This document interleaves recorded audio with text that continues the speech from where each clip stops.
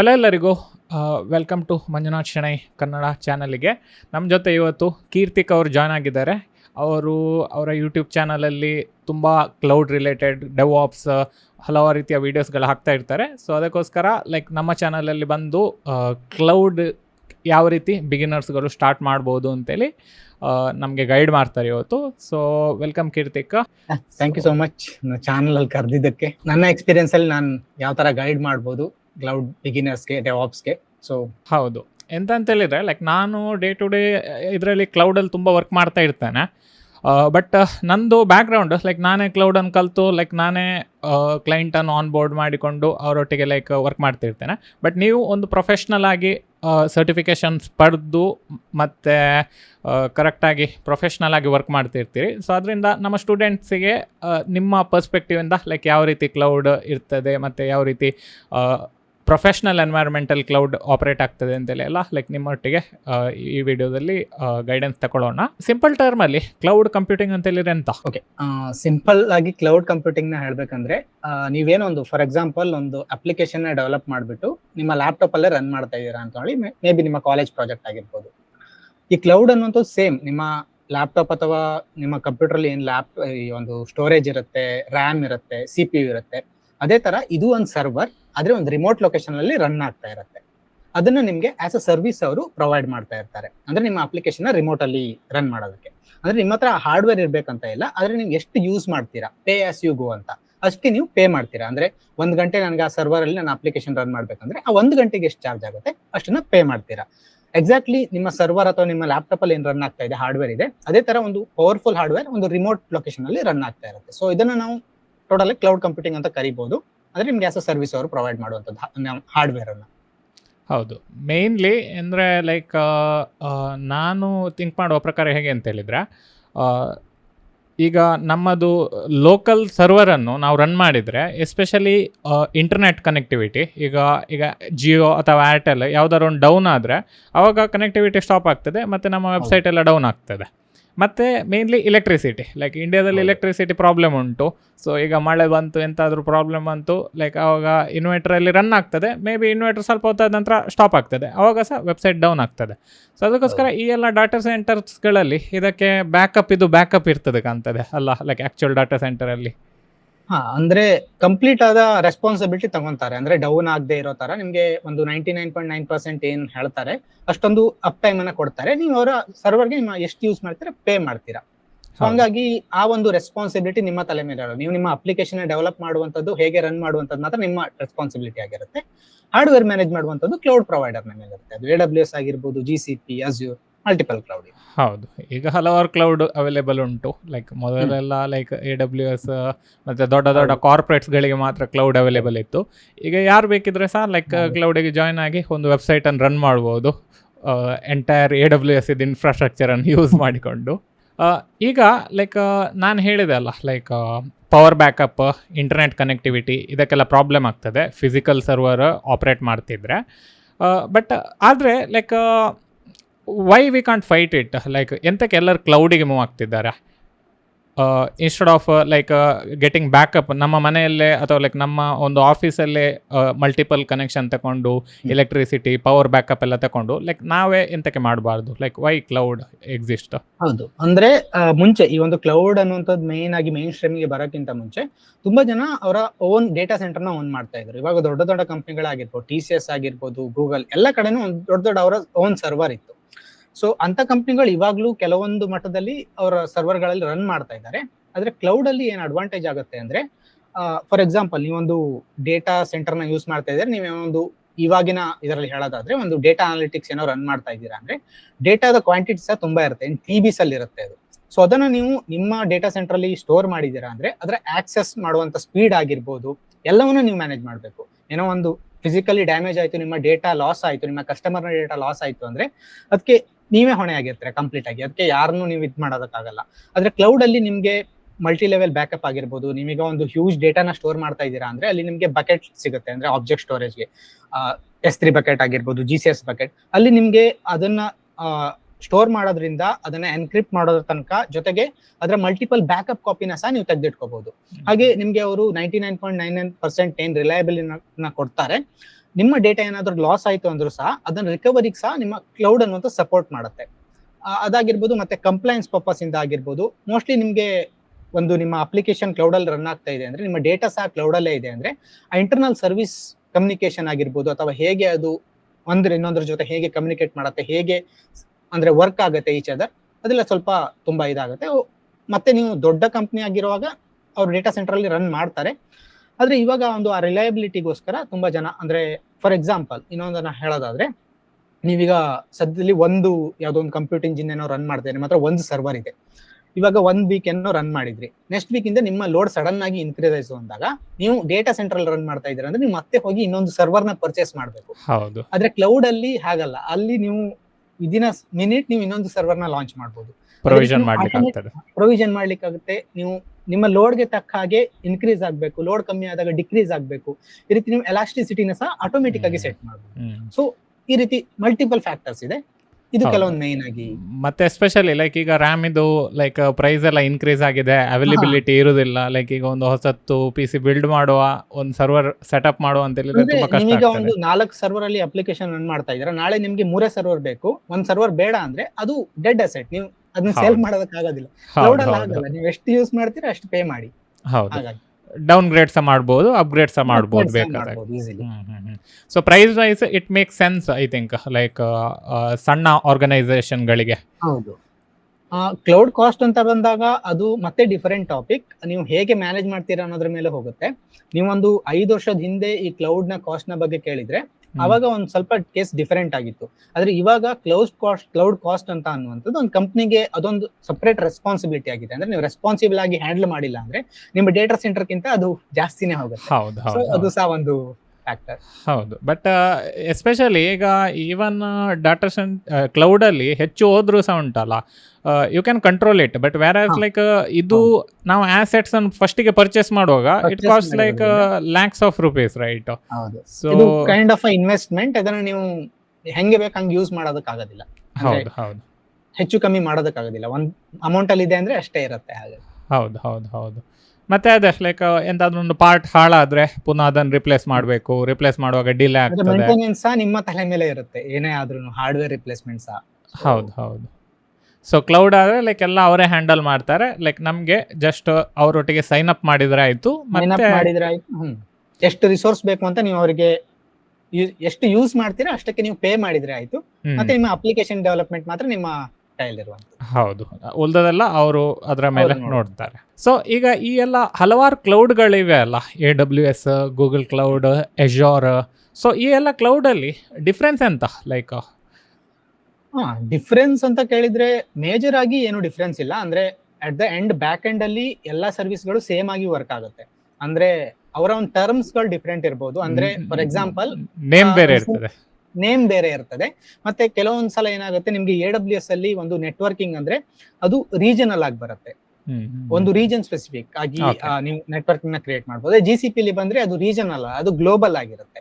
ಆ ರೀತಿ ಒಂದು ಚಿಕ್ಕ ಪುಟ್ಟ ಡಿಫ್ರೆನ್ಸ್ ಇರುತ್ತೆ. ಆದ್ರೆ ನೀವೇನಾದ್ರೂ AWS ನ ಕಂಪ್ಲೀಟ್ ಆಗಿ ಕಲ್ತ್ಕೊಂಡಿದ್ದೀರಾ ಅಂದ್ರೆ ವಿದಿನ್ 1 or 2 months ನೀವು GCP ನು ಸಹ ಕಲಿಬಹುದು.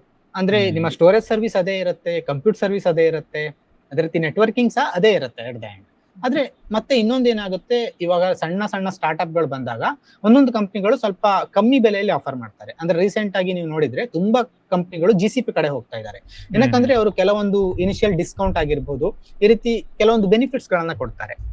ಅಂದ್ರೆ ಹೊಸ ಕಸ್ಟಮರ್ ನ ಆನ್ಬೋರ್ಡ್ ಮಾಡುವಾಗ ಅದು ಸಹ ಮ್ಯಾಟರ್ ಆಗುತ್ತೆ.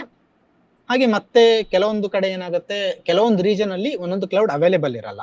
ಅಂದ್ರೆ ರೀಸೆಂಟ್ ಆಗಿ ಕೆಲವೊಂದು ಪ್ರಾಜೆಕ್ಟ್ ಗಳನ್ನ ನೋಡಿದಾಗ ಕೆಲವೊಂದು ಈ ಒಂದು ಸೌದಿ ಅರೇಬಿಯಾ ರೀಜನ್ ಅಲ್ಲಿ AWS ಅಥವಾ ಅಜೂರ್ ಅವೈಲೇಬಲ್ ಇಲ್ಲದೆ ಇರೋ ಕಾರಣ ಅವರು GCP ಗೆ ಮೂವ್ ಆಗ್ತಾರೆ. ಅದು ಒಂದು ಮ್ಯಾಟರ್ ಆಗುತ್ತೆ. ಅಂದ್ರೆ ಅಲ್ಲಿ ಯಾವ್ದಾದ್ರು ಕ್ಲೈಂಟಿಗೆ ಸರ್ವಿಸ್ ಕೊಡೋದಾದ್ರೆ ಅದೇ ಕ್ಲೌಡ್ ಆಪರೇಟ್ ಮಾಡ್ತದೆ. ಅಂದ್ರೆ ಗೂಗಲ್ ಕ್ಲೌಡೇ ಇರುವುದು ಅಲ್ಲಿ, ಬೇರೆ ಇಲ್ಲ. ಹಾಗಾಗಿ ಕ್ಲೌಡ್. ಸೊ ಅದೇ ಲೈಕ್ ಮೇಜರ್ ಡಿಫ್ರೆನ್ಸ್ ಅಂದ್ರೆ ಲೈಕ್ ನೇಮ್ಸ್ ಎಲ್ಲ ಡಿಫ್ರೆಂಟ್ ಇರ್ತದೆ, ಬಟ್ ಕಾನ್ಸೆಪ್ಟ್ ಸೇಮ್ ಇರ್ತದೆ. ಒಂದು ದೊಡ್ಡ ಪ್ರಾಡಕ್ಟ್ ಬೇಸ್ ಕಂಪ್ನಿಗೆ ಹೋದ್ರೆ ನಾರ್ಮಲ್ ಆಗಿ ಮಲ್ಟಿ ಕ್ಲೌಡ್ ಅಲ್ಲಿ ಇರ್ತಾರೆ. ಯಾರು AWS ಮಾತ್ರ ಅಂತ ಇಲ್ಲ, AWS, GCP, Azure ಎಲ್ಲಾ ಕಡೆನೂ ಇರ್ತಾರೆ ಅವರು. ಅವ್ರಿಗೆ ಹೆಂಗ್ ಯಾವ ಸರ್ವಿಸ್ ಎಲ್ಲಿ ಚೀಪ್ ಆಗಿ ಸಿಗುತ್ತೆ, ಹೇಗೆ ರಿಲಯಬಲ್ ಆಗಿರುತ್ತೆ, ಅದ್ರ ಮೇಲೆ ಅವ್ರು ಚೂಸ್ ಮಾಡ್ತಾರೆ. ಓಕೆ. ಸೊ ಅದಕ್ಕೆ ಲೈಕ್ ಅವ್ರದ್ದು ರಿಸರ್ಚ್ ಇರ್ತದೆ, ಲೈಕ್ Research. ಬೇರೆ ಬೇರೆ ಇದರಲ್ಲಿ ಲೈಕ್ ಯಾವ್ದು ಕಡಿಮೆ ಕೊಡ್ತದೆ, ಯಾವ್ದು ಒಳ್ಳೆ ಇದಿರ್ತದೆ, ಲೈಕ್ ಹೌದು. ಡಿಫ್ರೆಂಟ್ ಇದರಲ್ಲಿ ಅದರ ಬೇಸಿಸ್ ಆಗಿ ಪಿಕ್ ಮಾಡ್ತಾರೆ ಅವರು.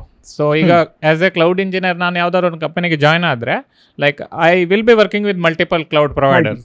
ಸೊ ಈಗ ಡೇ ಟು ಡೇ ಲೈಫಲ್ಲಿ ಕ್ಲೌಡ್ ಇಂಜಿನಿಯರ್ ಎಂತ ಮಾಡ್ತಾರೆ, like what's their core job? Day to day life ಅಲ್ಲಿ ಒಂದು ಇವಾಗ ಸ್ಟಾರ್ಟಿಂಗ್ ಅಲ್ಲಿ ಅವರ ಕೆಲಸ ಏನಾಗಿರುತ್ತೆ, ನಿಮ್ಮ ಇನ್ಫ್ರಾವನ್ನ ಸೆಟ್ ಮಾಡುವಂತದ್ದು. ಫಸ್ಟ್ ಆಗಿ ನೆಟ್ವರ್ಕಿಂಗ್ ನ ಕ್ರಿಯೇಟ್, ನೆಟ್ವರ್ಕ್ ಇನ್ಫ್ರಾಸ್ಟ್ರಕ್ಚರ್ ನ ಕ್ರಿಯೇಟ್ ಮಾಡಿ, ಮೊದಲದಾಗಿ ಆರ್ಕಿಟೆಕ್ಚರ್ ನ ಕ್ರಿಯೇಟ್ ಮಾಡ್ತೀವಿ. ಅಂದ್ರೆ ಸೀನಿಯರ್ ಆಗಿರ್ಬೋದು, ನಿಮ್ಮ ಆರ್ಕಿಟೆಕ್ಟ್ ನ ಜೊತೆ ಡಿಸ್ಕಸ್ ಮಾಡ್ಬಿಟ್ಟು ಒಂದು ಅಪ್ಲಿಕೇಶನ್ ಆರ್ಕಿಟೆಕ್ಚರ್ ನ ಕ್ರಿಯೇಟ್ ಮಾಡ್ತೀವಿ. ಆರ್ಕಿಟೆಕ್ಚರ್ ನ ಪ್ರಕಾರ ನಮಗೆ ಎಷ್ಟು VPC ಬೇಕು, ಎಷ್ಟು ಸಬ್ನೆಟ್ ಬೇಕು ಅಂತ ಅದನ್ನ ಫಸ್ಟ್ ಆಗಿ ಡಿಸೈನ್ ತಗೊಂಡು ನಂತರ ಆ ಒಂದು ರಿಸೋರ್ಸ್ ಗಳನ್ನ ಕ್ರಿಯೇಟ್ ಮಾಡ್ತೀವಿ. ಕಂಪ್ಯೂಟ್ ಇಂಜಿನ್ ಆಗಿರ್ಬೋದು, ಅಥವಾ ಡಾಟಾನ ಸ್ಟೋರ್ ಮಾಡ್ಲಿಕ್ಕೆ ಬಕೆಟ್ಸ್ ಆಗಿರ್ಬೋದು. ಅದೇ ರೀತಿ ಬೇರೆ ಬೇರೆ ನೀವು ಯಾವ ರೀತಿ ಕ್ಯೂ ಸರ್ವಿಸ್ ನ ಯೂಸ್ ಮಾಡ್ತಾ ಇದ್ದೀರಾ ಅಂದ್ರೆ ಕ್ಯೂಗಳಾಗಿರ್ಬೋದು. ಅದೇ ರೀತಿ ಡೇಟಾಬೇಸ್ಗೆ ನಿಮ್ಮ RDS ಡೇಟಾಬೇಸ್ ಆಗಿರ್ಬೋದು. ಜೊತೆಗೆ ಮಾನಿಟರಿಂಗ್ ಸೆಟಪ್ ಮಾಡೋದಾಗಿರ್ಬೋದು, ಅಂದ್ರೆ ಅಲರ್ಟ್ ನ ಸೆಟ್ ಮಾಡೋದು ನಾರ್ಮಲ್ ಬೇಸಿಕ್ ಇನಿಷಿಯಲ್ ಸೆಟಪ್ ಇದು. ಇದಾದ ನಂತರ ಮೇನ್ ಆಗಿರುವಂತ ಕೆಲಸ ಅನ್ನುವಂಥದ್ದು ಅಪ್ ಟೈಮ್, ಅಂದ್ರೆ ನಿಮ್ಮ ಸರ್ವಿಸ್ ಯಾವಾಗ್ಲೂ ಅಪ್ ಆಗಿರೋ ತರ ನೋಡ್ಕೊಳ್ಳುವಂಥದ್ದು. ಮೋಸ್ಟ್ ಆಗಿ ಇವಾಗ ಸೈಟ್ ರಿಲಯಬಿಲಿಟಿ ಇಂಜಿನಿಯರ್ ಅಂತ ಕರೀತಾರೆ. ತುಂಬಾ ಕಂಪನಿಗಳಲ್ಲಿ ಸಪರೇಟ್ ರೋಲ್ ಸಹ ಇದೆ. ಅದೇನಂದ್ರೆ ಪ್ರತಿ ಸಲ ನಿಮ್ಮ ಪ್ರೊಡಕ್ಷನ್ ಡಿಪ್ಲಾಯ್ಮೆಂಟ್ ಆದಾಗ, ಹೊಸ ಡಿಪ್ಲಾಯ್ಮೆಂಟ್ ಬಂದಾಗ ಅದು ಅಪ್ ಅಂಡ್ ರನ್ನಿಂಗ್ ಇರೋ ತರ ನೋಡ್ಕೊಳ್ಳೋದು ಅದು ಮೇಜರ್ ರೆಸ್ಪಾನ್ಸಿಬಿಲಿಟಿ. ಇವಾಗ ಅಂದ್ರೆ ಇನಿಷಿಯಲ್ ಸೆಟಪ್ ಆದ್ಮೇಲೆ ನಿಮ್ಗೆ ಅಷ್ಟೊಂದು ಕೆಲಸ ಇರಲ್ಲ ಹೊಸದಾಗಿ ಕ್ರಿಯೇಟ್ ಮಾಡುವಂಥದ್ದು. ಜಾಸ್ತಿ ಅಂದ್ರೆ ನಿಮ್ಗೆ ಯೂಸರ್ ನ ಕ್ರಿಯೇಟ್ ಮಾಡುವಂಥದ್ದು, ಪರ್ಮಿಷನ್ ನ ಕೊಡುವಂಥದ್ದು ಇರ್ಬೋದು. ಬಿಟ್ರೆ ಬೇಸಿಕ್ ಇಂದ ಯಾರು ಕ್ರಿಯೇಟ್ ಮಾಡಲ್ಲ. ಮೇನ್ ಆಗಿ ಡೇ ಟು ಡೇ ಅಲ್ಲಿ ನೀವು ಮಾನಿಟರ್ ಮಾಡುವಂಥದ್ದು, ಯಾರು ನಿಮ್ಮ ಡೆವಲಪರ್ ಹೊಸ ಅಪ್ಲಿಕೇಶನ್ ವರ್ಷನ್ ರಿಲೀಸ್ ಮಾಡಿದ್ದಾರೆ ಅಂದ್ರೆ CI/CD ಪೈಪ್ಲೈನ್ ಇದೆ ಅಂದ್ರೆ ಫಸ್ಟ್ ಡೆವ್ ಅಲ್ಲಿ ಡಿಪ್ಲಾಯ್ ಮಾಡಿ ಅದನ್ನ ಚೆಕ್ ಮಾಡುವಂಥದ್ದು, ಅದರ ಮಾನಿಟರಿಂಗ್ ಮೆಟ್ರಿಕ್ಸ್ ನ ನೋಡಿ, ಹಾಗೆ ಅದನ್ನ ಮತ್ತೆ ಸ್ಟೇಜ್ ಅದೇ ರೀತಿ ಪ್ರಾಡಕ್ಟ್ ತನಕ ಪುಷ್ ಮಾಡುವಂಥದ್ದು, ಮತ್ತೆ ಮೇನ್ ಆಗಿ ಮಾನಿಟರಿಂಗ್. ಇದನ್ನ ಮೇಜರ್ ಆಗಿ ಡೇ ಟು ಡೇ ಟಾಸ್ಕ್ ಅಲ್ಲಿ ಇನ್ಕ್ಲೂಡ್ ಮಾಡ್ಬೋದು. ಇದನ್ನ ಬಿಟ್ಟು ಸಹ ಹೊಸ ರಿಸರ್ಚ್ ಸಹ ಮಾಡ್ತಾರೆ. ಅಂದ್ರೆ ಒಂದು ಹೊಸ ಸರ್ವಿಸ್ ನ ತರ್ತಾ ಇದ್ದಾರೆ, ಅದಕ್ಕೆ ಯಾವ ರೀತಿ ರಿಸೋರ್ಸ್ ಬೇಕಾಗುತ್ತೆ, ಪ್ಲಾನಿಂಗ್ ಮಾಡೋದು, R&D ವರ್ಕ್ ಸಹ ಇದ್ದೇ ಇರುತ್ತೆ ಜೊತೆಯಲ್ಲಿ. ಮೇಜರ್ ಆಗಿ ಇದೆ ಮಾನಿಟರಿಂಗ್ ಮತ್ತೆ ಡಿಪ್ಲಾಯ್ಮೆಂಟ್.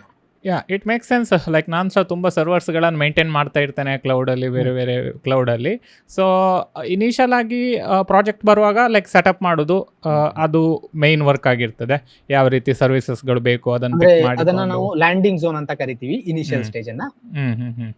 ಸೊ ನಂತರ ಲೈಕ್ ಕ್ಲೈಂಟ್ ಕಾಲ್ ಮಾಡುವಾಗ ಲೈಕ್ ಅದನ್ನು ರಿಸೀವ್ ಮಾಡಿಕೊಂಡು ಇಫ್ ಎಂತಾರು ಪ್ರಾಬ್ಲಮ್ ಇದ್ರೆ ರೀಬೂಟ್ ಮಾಡೋದು, ಲೈಕ್ ಅಥವಾ ಇನ್ವೆಸ್ಟಿಗೇಟ್ ಮಾಡೋದು, ಯಾವ ರೀತಿ ಎಂತ ಆಗಿದೆ, ಬ್ಯಾಕಪ್ಸ್ ವರ್ಕ್ ಆಗ್ತಾ ಉಂಟಾ ಇಲ್ವಾ, ಲೈಕ್ ಮತ್ತೆ ಅಪ್ ಟೈಮ್ ಕರೆಕ್ಟ್ ಆಗಿ ಉಂಟಾ ಇಲ್ವಾ, ಲೈಕ್ ಪ್ರೊಡಕ್ಷನ್ ಡೌನ್ ಆಯ್ತು ಅಂದಾಗ ನೀವು ಅದನ್ನ ಮತ್ತೆ ಅಪ್ ಮಾಡಿದ ಮೇಲೆ ಅದಕ್ಕೆ RCA ನ ಸಹ ನೀವು ಕಂಡುಹಿಡಿಬೇಕು. ಏನಕ್ಕೆ ಡೌನ್ ಆಯ್ತು, ರೂಟ್ ಕಾಸ್ ಅಲ್ಲ, ರೂಟ್ ಕಾಸ್ ಅನಾಲಿಸಿಸ್ ಅದು ಸಹ ಒಂದು ಇಂಪಾರ್ಟೆಂಟ್ ಪಾರ್ಟ್. ಅದನ್ನ ರಿಪೋರ್ಟಿಂಗ್ ಮಾಡುದು ಕರೆಕ್ಟ್ ಆಗಿ ಎಂತ ಆಗಿತ್ತು ಅಂತ ಹೇಳಿ. ಸೊ ಈಗ ನೆಕ್ಸ್ಟ್ ವೀಕ್ ಅಲ್ಲಿ ಮತ್ತೆ ಡೌನ್ ಆಯ್ತು ಸೇಮ್ ರೀಸನ್ ಇಂದ ಅಂದ್ರೆ ನಿಮ್ಗೆ ಅದು ಪ್ರಾಪರ್ ಆಗಿ ಗೊತ್ತಿರಬೇಕು ಅದನ್ನ ಮತ್ತೆ ಯಾವ ರೀತಿ ಮಾಡೋದು ಅಂತ. ಪ್ರೊಡಕ್ಷನ್ ಅಲ್ಲಿ ಇವಾಗ ಡೌನ್ ಟೈಮ್ ನ ಯಾರು ಅಷ್ಟು ಇದ್ ಮಾಡಲ್ಲ.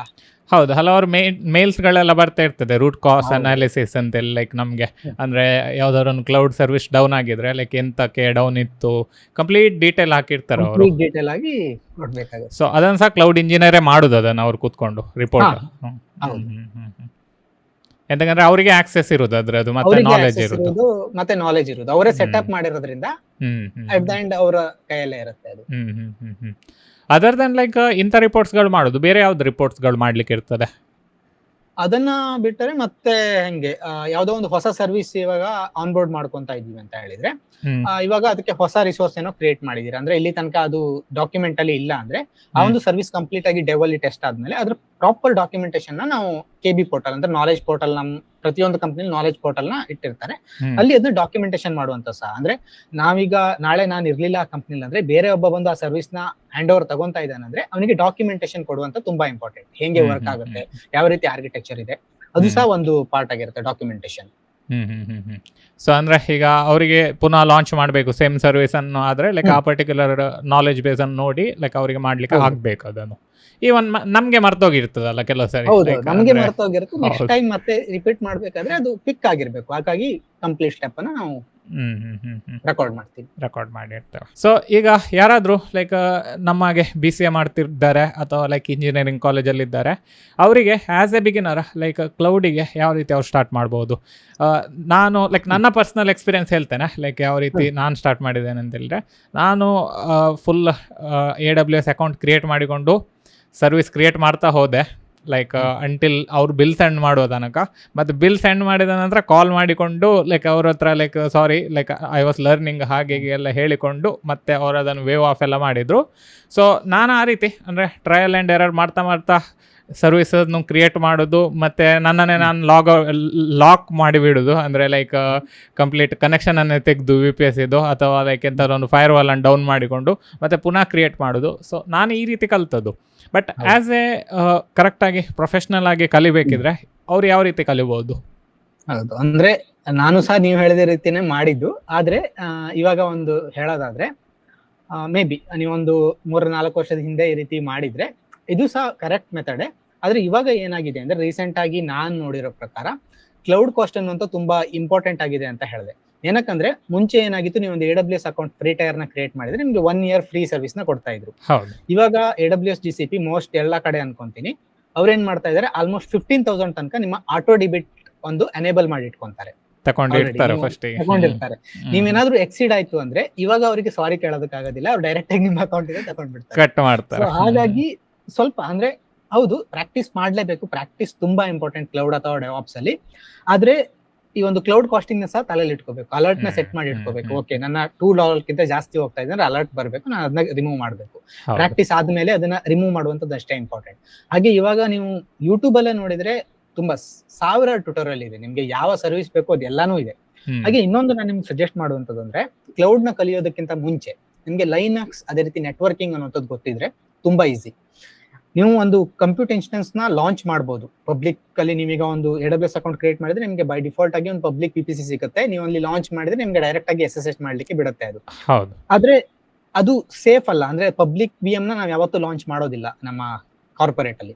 ಪ್ರೈವೇಟ್ VM ನ ಲಾಂಚ್ ಮಾಡ್ಬೇಕಾದ್ರೆ ಅದ್ ಹೇಗೆ ಮಾಡ್ಬೇಕು, ಅದಕ್ಕೆ ನೀವು ಹೇಗೆ VPC ನ ಸೆಟಪ್ ಮಾಡ್ಬೇಕು, ಹೇಗೆ ಪಬ್ಲಿಕ್ ಸಬ್ನೆಟ್, ಹೇಗೆ ಪ್ರೈವೇಟ್ ಸಬ್ನೆಟ್ ವರ್ಕ್ ಆಗುತ್ತೆ, ಹಾಗೆ ಈ ಸೈಡರ್ ರೇಂಜ್ ಅಂದ್ರೆ ಏನು, ಹಾಗೆ ನೀವು ಒಂದು ಮಿಷನ್ ಗೆ SSH ಹೇಗೆ ಮಾಡಬೇಕು, ಇದೆಲ್ಲ ನಿಮ್ಗೆ ಕ್ಲೌಡ್ ಅಲ್ಲೇ ಕಲಿಬೇಕಂತ ಏನು ಇಲ್ಲ. ನೀವು BC ಅಲ್ಲಿ ಇದ್ದೀರಾ ಅಂದ್ರೆ ನಿಮ್ ನೆಟ್ವರ್ಕಿಂಗ್ ಅಲ್ಲಿ ಆಲ್ಮೋಸ್ಟ್ ಸೈಡರ್ ರೇಂಜ್ ಎಲ್ಲ ಆಲ್ಮೋಸ್ಟ್ ಕವರ್ ಆಗಿದೆ. ಹೌದೌದು, ಅದೆಲ್ಲ ಥಿಯರಿಟಿಕಲಿ ಅವ್ರು ಕಲಿಸ್ತಾರೆ, ಬಟ್ ಅವಾಗ ಗೊತ್ತಿರೋದಿಲ್ಲ ಇದು ಎಲ್ಲಿ ಯೂಸ್ ಮಾಡ್ತೇವೆ ಅಂತೇಳಿ.